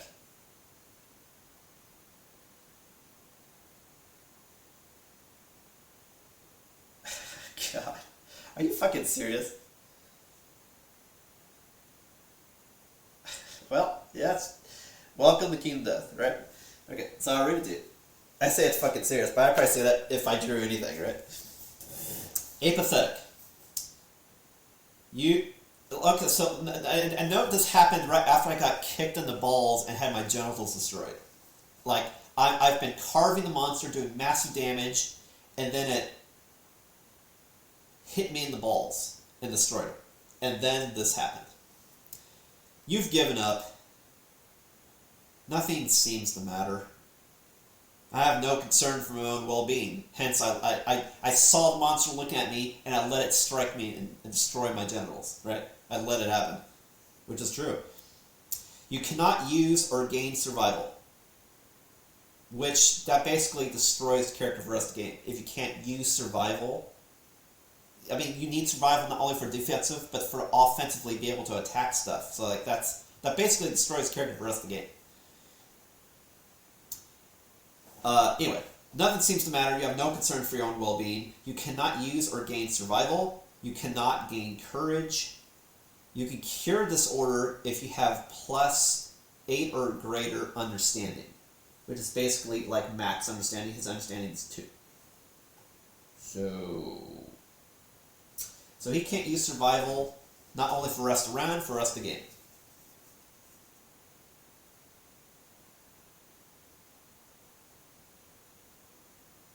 Doesn't go down, doesn't go up. So I will record that and we will continue.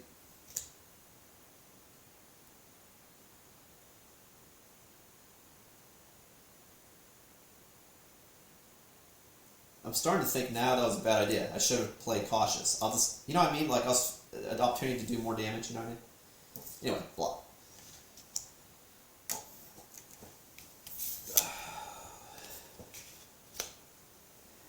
Alright, now I have Glorious Hands. I strike at the monster's powerful digits. I have to get a 6 or better. Oh wait. But I was just knocked down. And if you're knocked down, then melee ends your attack. So, I don't know, that would have also been stupid. Like, I didn't know that. Like,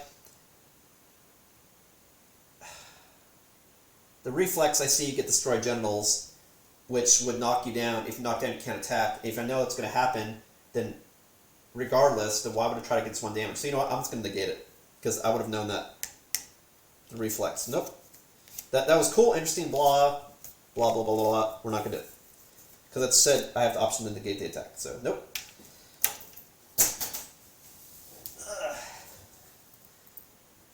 So that means I don't have destroyed genitals, I don't have apathetic, I don't take a bleed. We'll just ignore.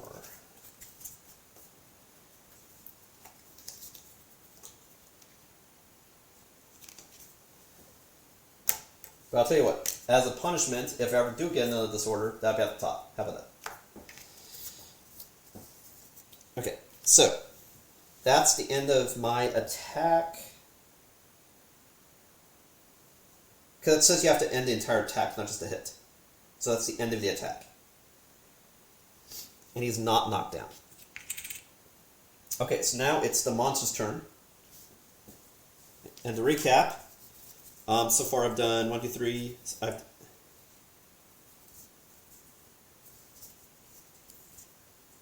I've done 7 damage? 7 damage. Alright, because I spent a survival to hit again. Right.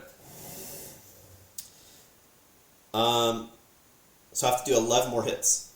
So it's monster's turn. We got Pitying Sigh, which is a B level action. And remember, I still have Chatter, and I still have Haze. All survivors in the field of view, which is meaning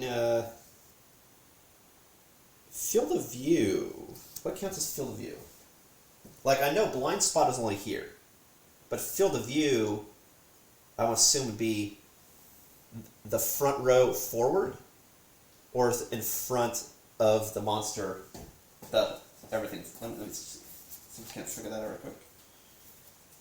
If not, I'll house rule it.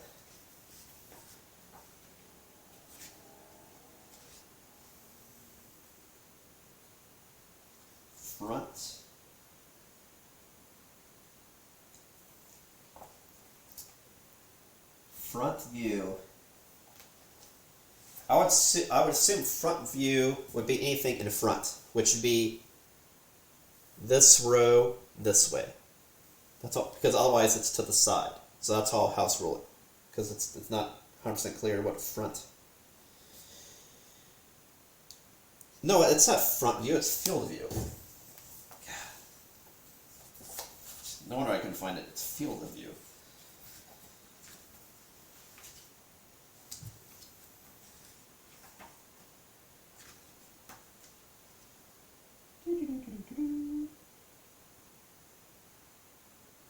And monster isn't. Oh, field of view. Yeah, that was right. If it's in front of the monster, it would have been here. But field of view is basically anything not in the blind spot. So both of these are in field of view.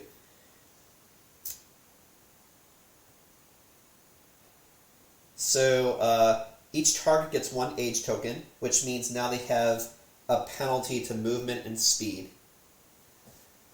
So they both get 1 age token.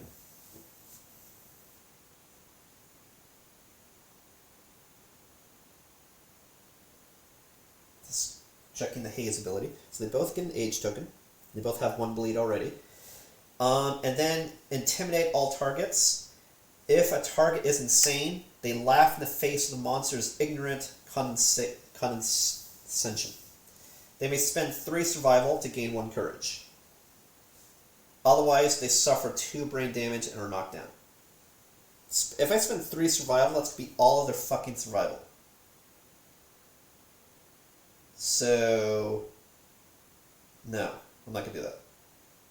I'll have no survival left to use.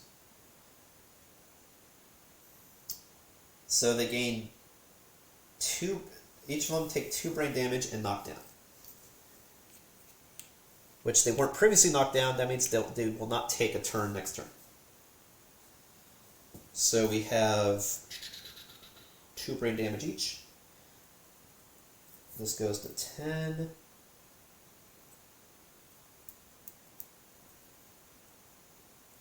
This one goes from 11 to 9.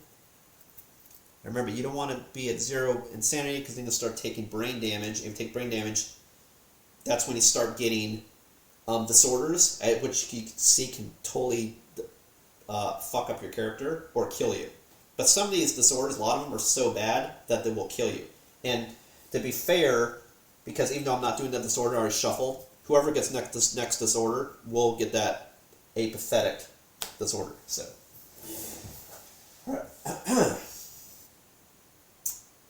which is, like I said, it's fitting to say you give up because I almost gave up even doing this next stream. It's because, like, why does it matter? So, okay, and they're both knocked down. And now after that, then they do a normal action, which, because everyone's knocked down, does Disdain. And then the Spiral Age. They both have an Age token, which means they both get 4 hunt experience. I think I added wrong last time. I think I only added 2. I was supposed to do 4. I mathed incorrectly last time. He should have gone 4 that time. Okay, so now he gets 4 again, right? So sorry. 1, 2, 3, 4. And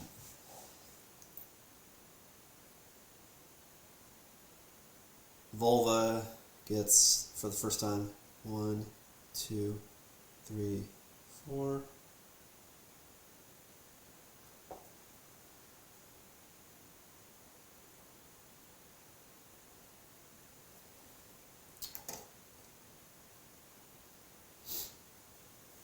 Okay, now the monster's turn is over. Now it's our turn, but we're both knocked down, so we don't take a turn. So now it's the monster's turn.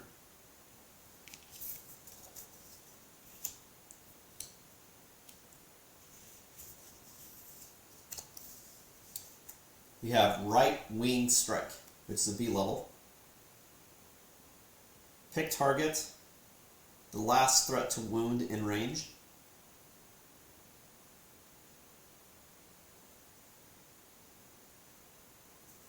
The last threat to wound, I think, was a Rin in front.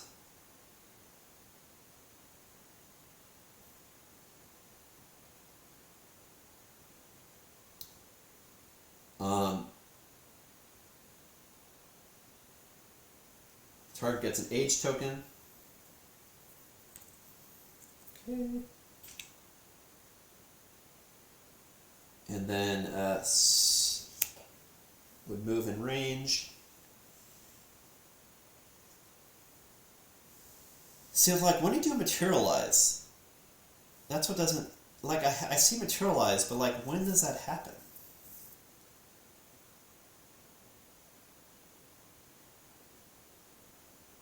Does that mean whenever it moves, it should have materialized? I just don't know when I'm supposed to be doing materialize. Because that's a trait, but when does that fucking happen? Is that like, instead of moving, you just bamf? I don't know. But, I don't know, but let's say starting now we do it. Great. Because maybe he's pissed off, so now he's being Corona shifting. Sure. Materialize. Remove the monster from the board and place it adjacent to the target. It must be placed so it covers as many people as possible, then they all get collision.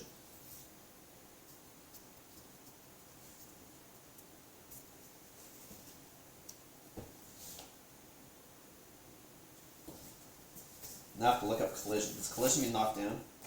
So the problem is they have too many words that mean the same word. That's the problem. I could have made it simpler. If you collide, you get knocked back. But they're not knocked down again but get like pushed backwards maybe. Is there a way for the monster to do that? Let's see here.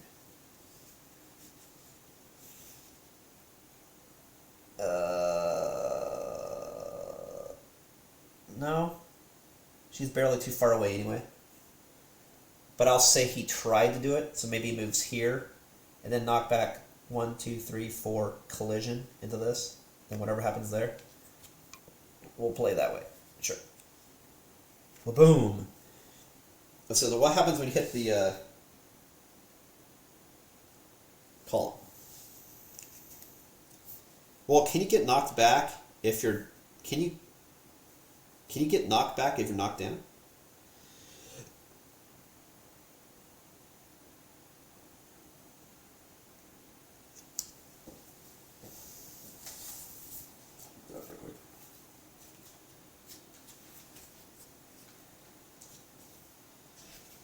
Not sure how I would... Maybe collision, maybe?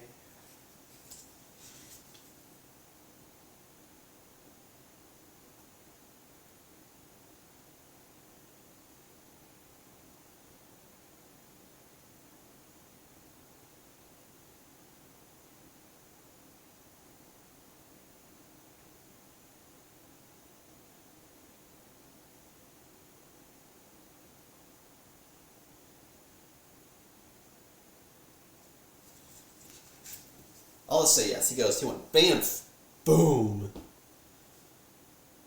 So he takes 1 random damage, 1 random hit. 1 damage or 1 hit? 1 damage and a random hit. He takes 1 damage to waste. Sorry. And it's already knocked down, so that doesn't change anything. But now this is destroyed, the column. Boom. It went bamf, boom. Knocked into the thing. Yeah, because I'm assuming materialized is just how it moves going forward. That whenever you move, that's how it lands.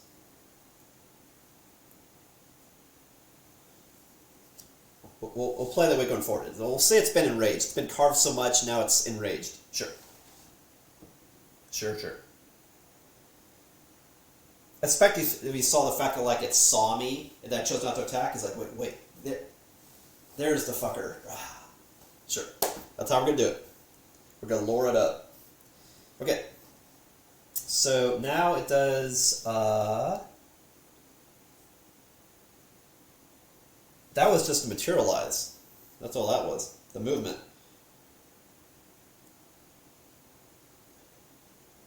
Now you move and attack target.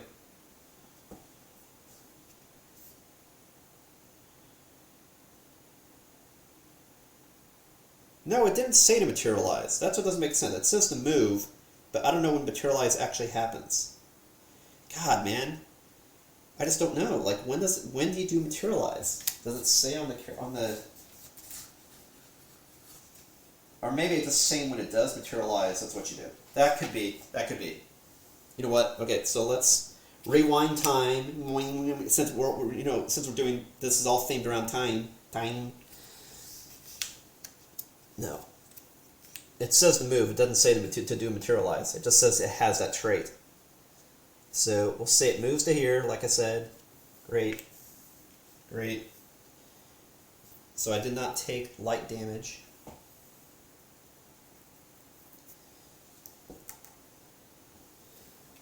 Okay, so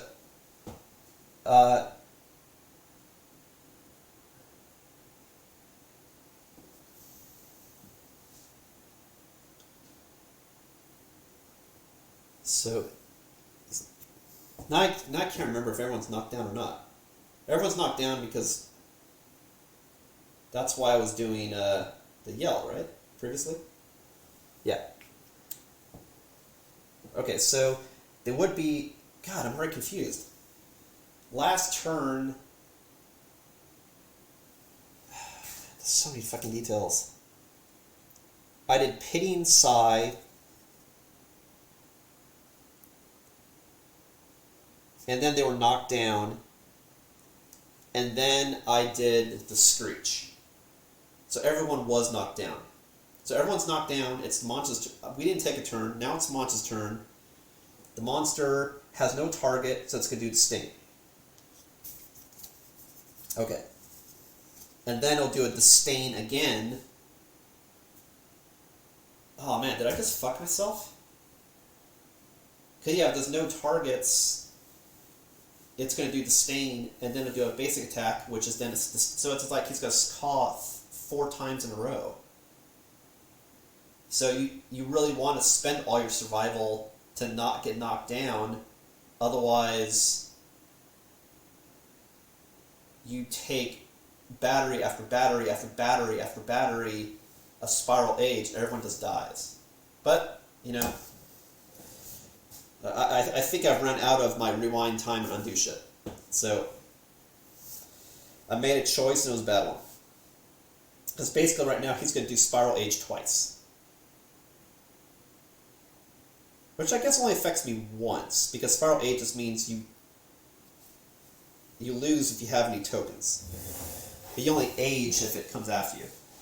Okay, so it'll do Spiral Age twice, which the net effect of that be is Rin ages 4, which means if he gets one more Spiral Age, he's going to vanish. And then both take 4 brain damage. So 10 to 6. And 9 to 5. So that's definitely how Volva could lose, if she just gives up. Of course, she doesn't need survival anyway, so that's also true. Anyway, okay, so that's the monster's turn. Accelerated. Now it's our turn, we get up, and hope we can kill this bad boy. Oh, and the monster would go back to the tree. Also.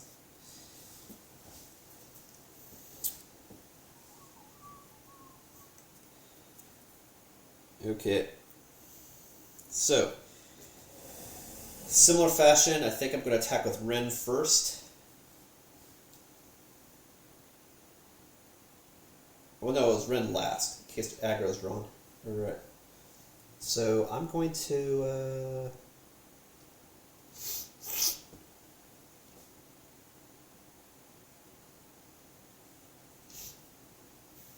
I think I'll just move to here. Of course, the fact I'm right here, I could actually attack and then move. I could attack and then move away.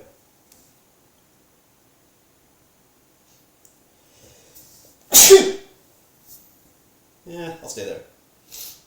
And like I said, right now, like I can look up the rules for the tree.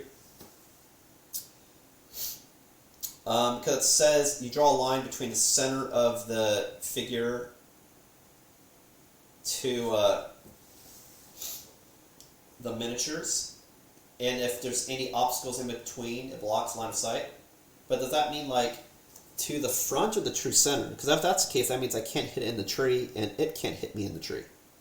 So if it hits me, it goes back to the tree, then that means I just have to run around and standing up. And that's not how I played last time, so that's kind of a house rule. So like I said, when I do advanced rules, the updates to 1.6, I'll try to find one. I just couldn't find the answer to that. Like, I get the textbook, but like the execution of it. Like, does the line start from the square of 6, of which it overlaps completely the tree, or is the count like the true center? That's what I wasn't sure. Anyway, that'll be it next campaign. Since I played this way before, I'll keep playing this way to be consistent. The game's already hard enough. No worries. Alright, and I want to see content. So, you know, the balance. Okay, so, I'll attack with Volva first then.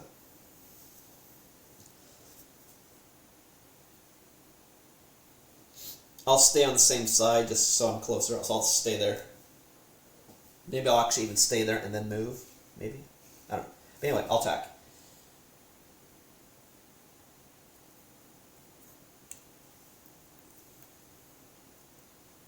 So they attack, I roll for 1.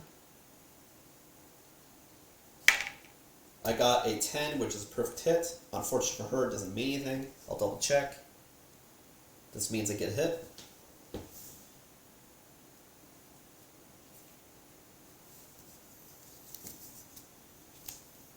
We got Feathered Back. If it wounds, it gets a displacement. So let's try to wound. To wound, for the Twilight Sword,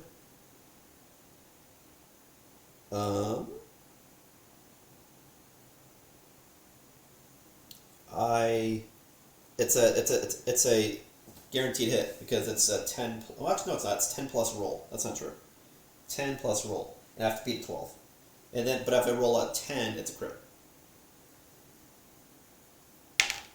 Oh my god! I'll hold it up to you. I rolled a lantern. Critical hit. What's cool about a critical hit is not only do you get to do a special thing that's on the critical wound, if it says something, but it's a true hit. It doesn't matter what its armor is. It's a guaranteed hit. And then also, it negates all reactions if you get a critical hit also.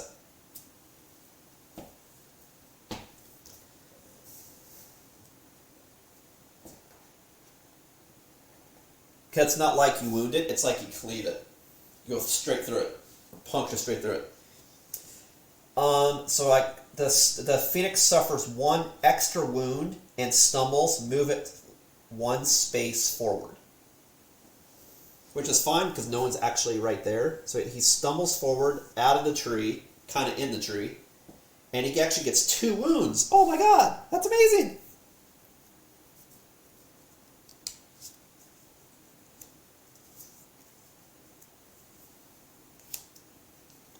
That means he's taken 9 damage, if I'm counting correctly. He's taken 9 damage. It should be half his hit points, if I'm counting correctly. 1, 2, 3, 4, 5, 6? Wait a minute. Oh, that's right, because he lost some hit points because he has some of these special abilities. Because when you have a mood, it doesn't go back in the AI deck, it stays out. And that may be something else that I has rolled incorrectly. That, because it said he had to, if the monster doesn't have an AI deck left, they die. But when you place a mood, it permanently stays on the board. It doesn't return to the AI deck, the card or discard. So it's like the monster permanently gives it less hit points to have an ability. Anyway, that's how I've been playing the entire game campaign. So that's what. But that's why he has prematurely actually like 2 more hit points lost because he's got 2 moods out in play.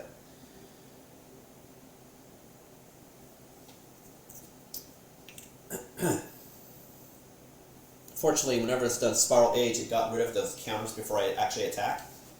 So I didn't have to worry about any negations from the haze right now. Cool. So I got 2 wounds and stumble. Awesome. So that means, well, what Rywell is going like, oh shit, because he only has then 6 hit points left. 6 more hit points and I kill it. Like I said, like the rules of the tree, maybe I'm not supposed to be playing that way based on how line of sight actually works, but that's how I've been playing the entire game. That it's in front of the other side of your square, not if you're on the square. Kind of like Memoir 44, I haven't been playing it that like, if you're on the hill, someone has line of sight, just penalties trying to hit you. It's only if you're behind the hill that they don't have line of sight. But if you're on it, they can see you. That's how I've been playing. Kind of like if you're on the pillar, I can see you. If you're behind it, I can't see you. Okay, anyway. Cool. Alright, so that was her attack.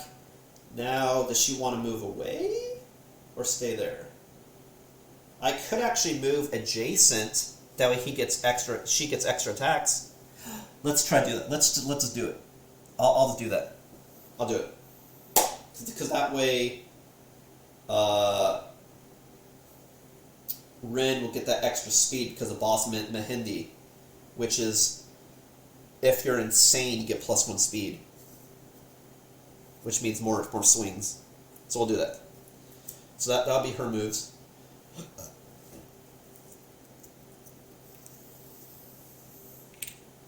Okay, now I'll do Rin. I'll stay there and just go for it.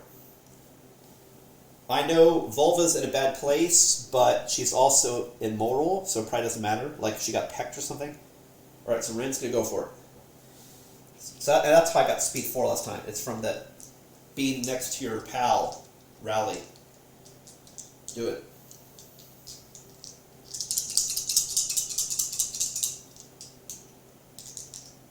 Plus, if Rin gets one more spiral age, she's also gonna vanish. Is the other thing. So, try to get as many hits as I can. Okay, we got a 9, a 10, and a 5. Holy shit! I'll tell you why that's holy shit. Because anything that's a 9 or greater for that character counts as a perfect hit. A perfect hit means counterweight axe. Do not draw a hit location. Monster suffers 1 wound. So that's 3 wounds with no hit shit. No hit location shit at all. 3. And then I also got a 5, which is also a hit. So that's 1 hit location, but 3 damage even before I do that. Holy shit. We can do it. Yes, we can. Okay, so that's 1, 2. And then I'll shuffle this to make a new deck, and then draw from the top. So the monster now only has 3 hits left. 3! And like, this shouldn't be surprising because I engineered that I knew I had a good chance of doing well in this fight. That's why now is when I did it. It's just like, oh my god, I only have 2 people. And to be fair, Rin's almost dead, and Volva, she's at 5 insanity. If she gets to brain damage, she'll get apathetic and also essentially be dead. Well, won't be able to spend survival. I don't think she necessarily needs it, since she's immortal. So that may not be necessarily true. But she'd lose another disorder, because she can only have 3, and she already has 3. And it's something I check, because when you lose a disorder, can you choose which one you get rid of? Or is it random? I don't know. We'll cross the bridge when we get there. Because you can only have 3 disorders, she already has 3, and if you get a new one, you lose 1. Cool, so that's 3 damage, which I've already done. And then 1 hit location. Hopefully not a trap. Not yet. Awesome. Glorious Soft Belly.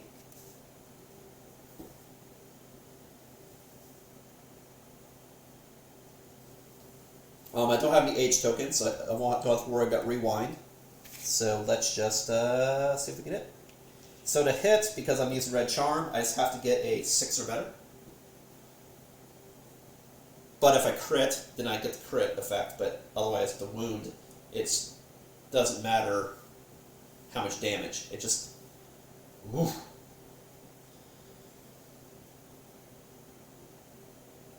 Oh, wait, I forgot. Every time I hit, because of Legendary Lungs, I can make an additional attack roll. And I can have 4 hits. So yes, I'm still doing this one, sure. But now I can roll 4 more times to see if I get more hits. And if I get more hits, I get more hits. Isn't that cool? Legendary Lungs. For each attack...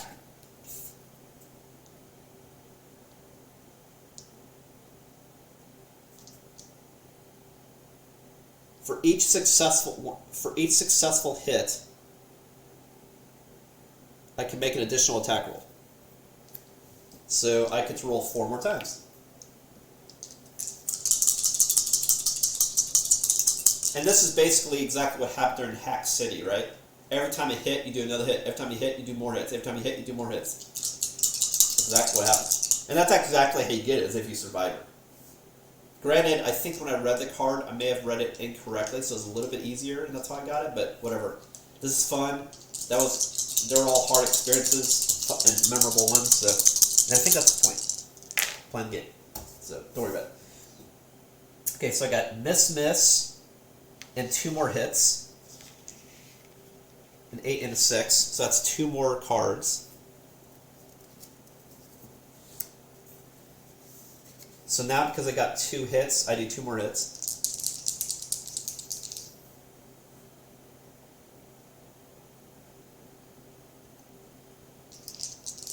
And I think that's how I read it wrong last time, is I didn't have it be multiple. I said if it happened once.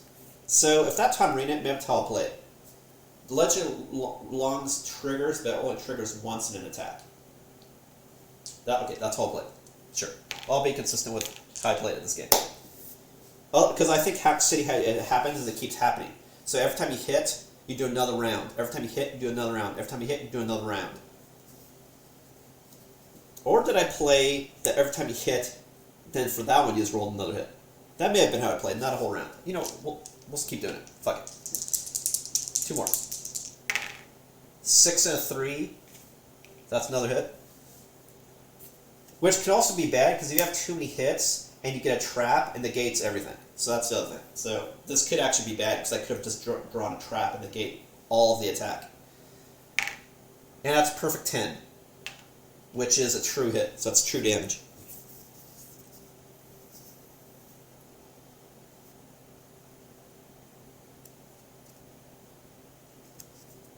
So now he's only at 2 life left, if I'm playing this correctly. And this does a trap, doesn't matter. Oh, no traps.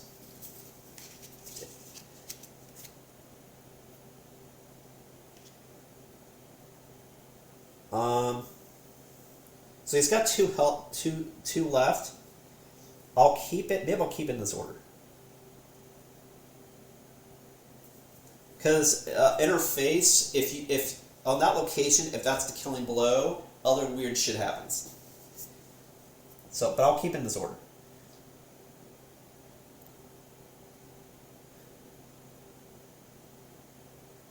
Ooh, displacement though is terrible. So I'll do displacement 3rd, because it's gonna morph.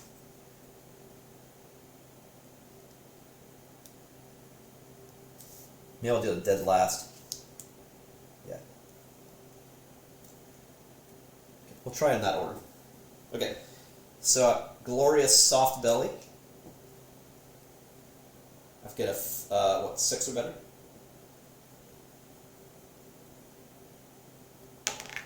I got an 8, so it's not a crit, but it is a wound.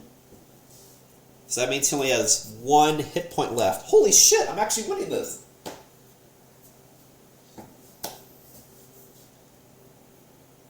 Unless this entire time you should not be able to hit the bird in the tree at all. That's how I played it before. So, like I told you, like the whole... Anyway, I've already gone that sermon. Okay, so I did 1 damage, and then it says when I wound, if the attacker has any age tokens, they suffer rewind. I do not. And then the last hit, hopefully, is Inner Face, which has a death blow. If this is the killing blow, epic shit happens. So let's hope for epic shit. And it has -2 toughness to wound, but it doesn't matter because I'm using Red Charm, so it doesn't matter. Okay, here we go. All I have to get is a 6 or better, and I kill this fucker. Believe it or not.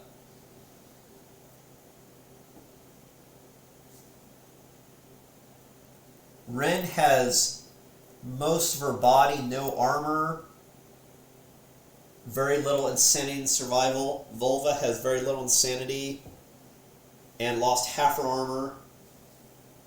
Still has decent survival, but it's like, wow, it's... Of course, well, the other thing is Ren, if she gets the state, if she gets Spiral Age one more time, she's going to vanish. So, that's it. Okay, here we go. We need a 6 or better. 6 or better. Come on. You can do this. Got this. Kill this fucker. No! God damn, that wasn't cool. Fuck. It's a 1. Damn. The death blow said if it was killed this location, its brain explodes. and a shimmering rainbow would appear with a spray of blood, revealing the secrets of the future. Damn it! Ah! Fuck.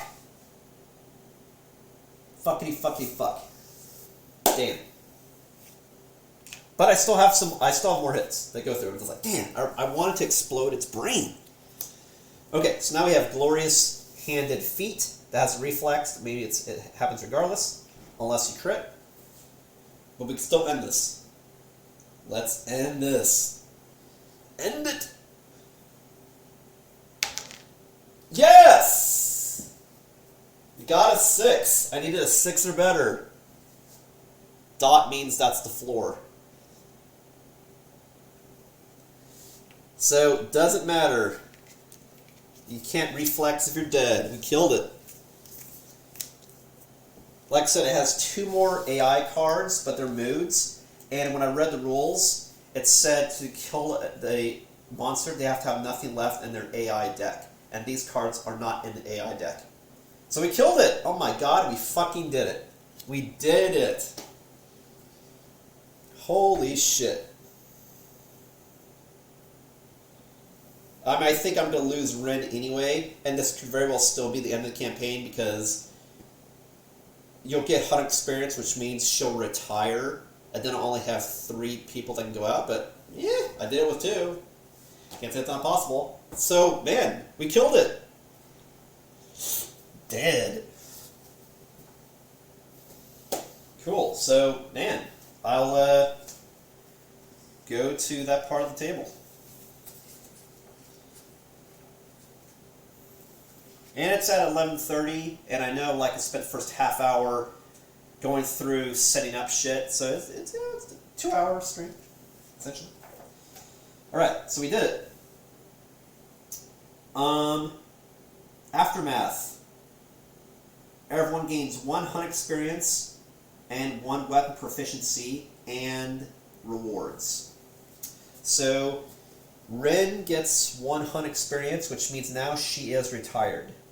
Because she got lots of experience from Spiral Age. But it also means I can trigger, for Volva at least, the one age event that happened. So she'll get some bonuses also. But yeah, she also gets 1 hunt experience. And then each get a weapon proficiency. Ren gets 1, doesn't really matter.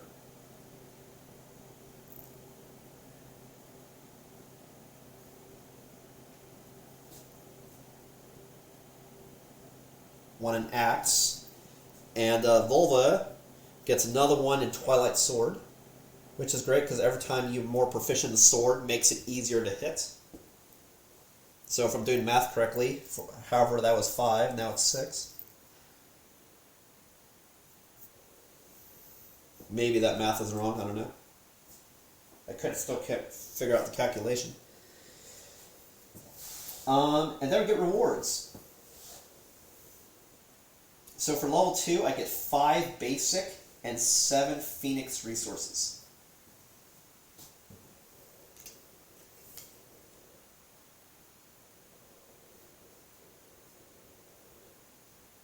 And previously, I already had Tail Feather, Mucilid dropping, and Iron from just doing the hunt. Because I found the feather, which made 2 people vanish. Droppings I got along the way, and I mined and found Iron. So, let's see.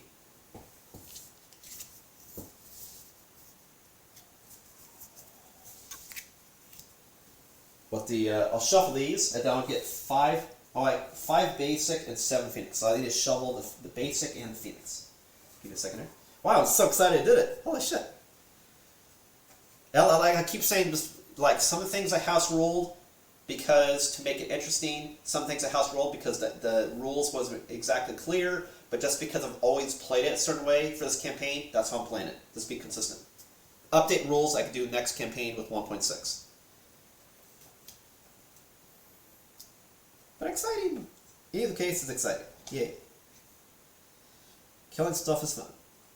Don't tell everybody that, but it's kind of true.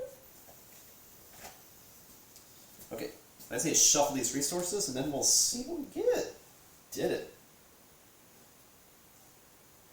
It looked bleak. 2 people. And like I said, like I'm playing with the same rules I played the entire game. So it's not like I changed something for this fight. I just decided, just go for it. Stay with the lore. The only thing I changed, you saw here, was I said, well, I know what happens when you get destroyed genitals. If you get knocked down, and that's why I was like, oh, okay, I'll just not do the attack. Because basically, you don't do any more damage versus you get a penalty and do more damage. So it's like, so why do it, right?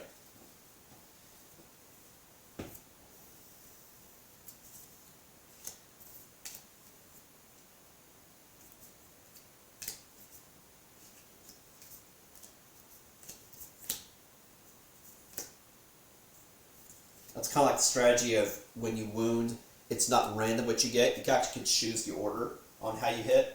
So it's, again, so it's not, and that's part of the rules, just so it's not as punishing. So you have stuff that would fuck up the entire attack, you could wait till the very end.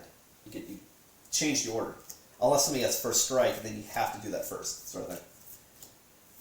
Or if if you get any traps at all, that negates the order, because a trap, if I recall, you have to do it first and negates everything, if it's revealed.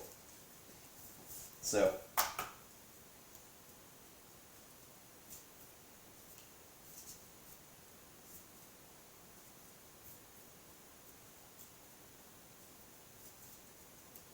that's really the trick. Like, this game's fun because it's punishing, and the whole exploratory, you don't know what's going to happen when you do it, either with the hunt or the showdown. But at the same time, you know, you want to give at least the illusion that it's possible. Otherwise, like, why am I playing the game? Just to find different ways to die and not ever do anything?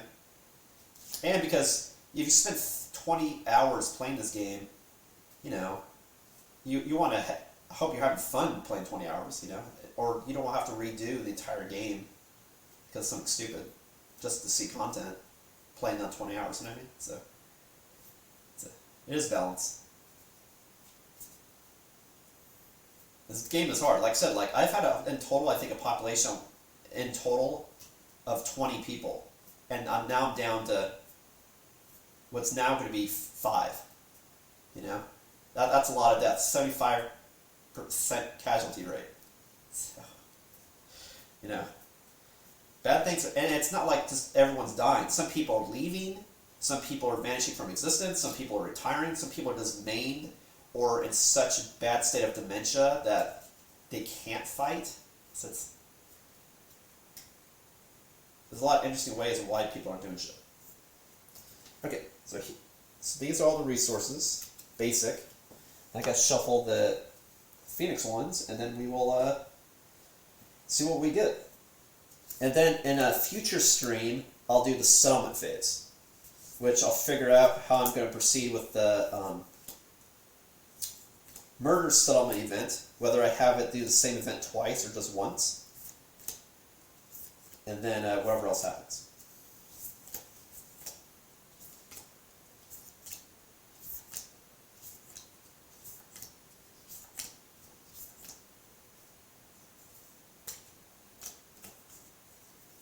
So I believe that thing that happened during the hunt, which I forget,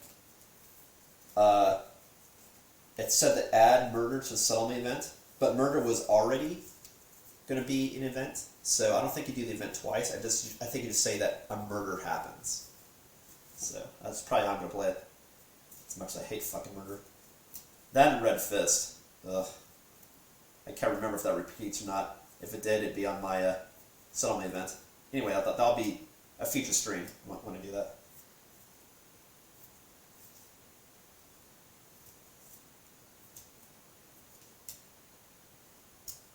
But one thing to note is, in the future, the person with Twilight, at least who's immortal, should not have a shield. Because there's no point in blocking damage, because they'll all go to insanity anyway. It's kind of a waste of ability. It should go to someone that could actually die. If a physical attack. That's good to know.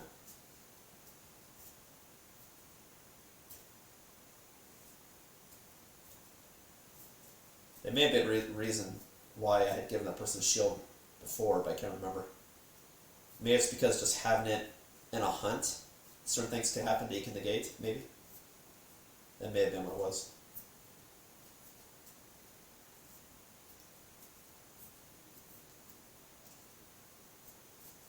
Okay, well, in any case, great. Here are the resources. Let's conclude. I know the stream's been going a little long. 5 basic, 7 phoenix. Let's do 5 basics first. I'll also reveal them all at the same time. 1, 2, 3, 4, 5. Boom. What do we get? It looks like we got a range of shit. I'll show it to you. We got a monster hide. We got 2 monster organs. And then we got 2 triple question marks, meaning I can use it for any resource. It's like a wall card. So that's awesome. Got a lot of variety. On top of what I already got before. Here. Now we have 7.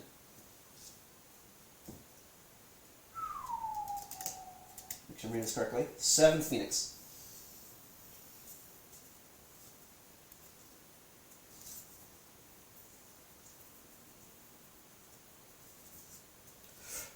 Boom.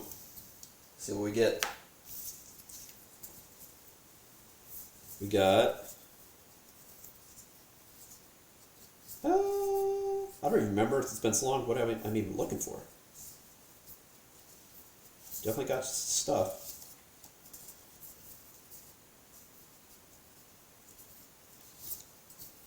Okay, so this is what we got. We got a bird beak, which is a bone, and to reiterate, for the specific resources off the monster, not basic, not only will they count as bone, hide, or other resources, but also the type of part. Like the bird beak, there might be something when you're trying to build in settlement phase, not only says to use a hide or bone, but says we actually need the bird beak part. So that's something to take into account too. So I got the bird beak, which is bone, phoenix eye, which is an organ or a scrap, one or the other. I found the black skull, which counts as a skull, a bone, and an iron. So technically got another iron. Small hand parasites, an organ. Actually says still wiggling. Small feathers, it's a hide. And hollow wing bones, got 2 of them, counts as a bone. So I got a good spread of bone, wings, and hides. Bones, organs, and hides. But then also got, looks like, what could count as another iron. And it got some question marks that I can use in case I need more of one or the other.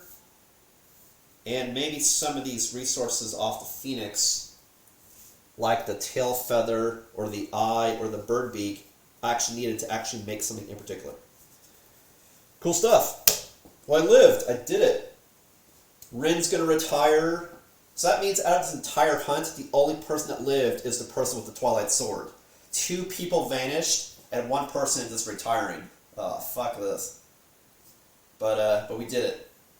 And see, that alone, that shows the ratio. Like I said, my settlement has 75% casualty rate. This hunt had a 75% casualty rate. I lost 3 of the 4 players.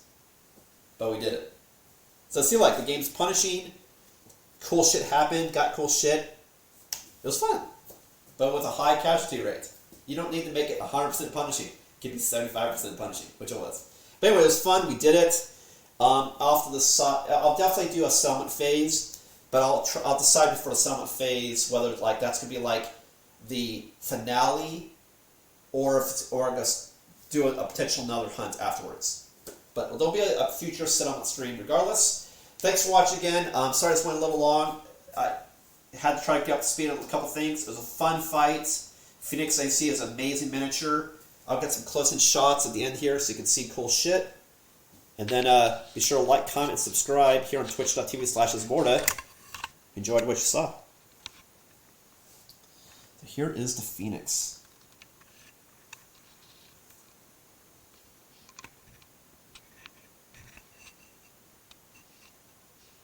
And you can see how big it is. This is a, that miniature versus the size of everybody else. Pretty crazy.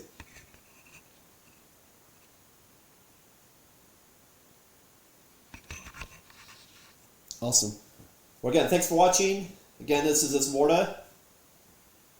I'll catch you next time.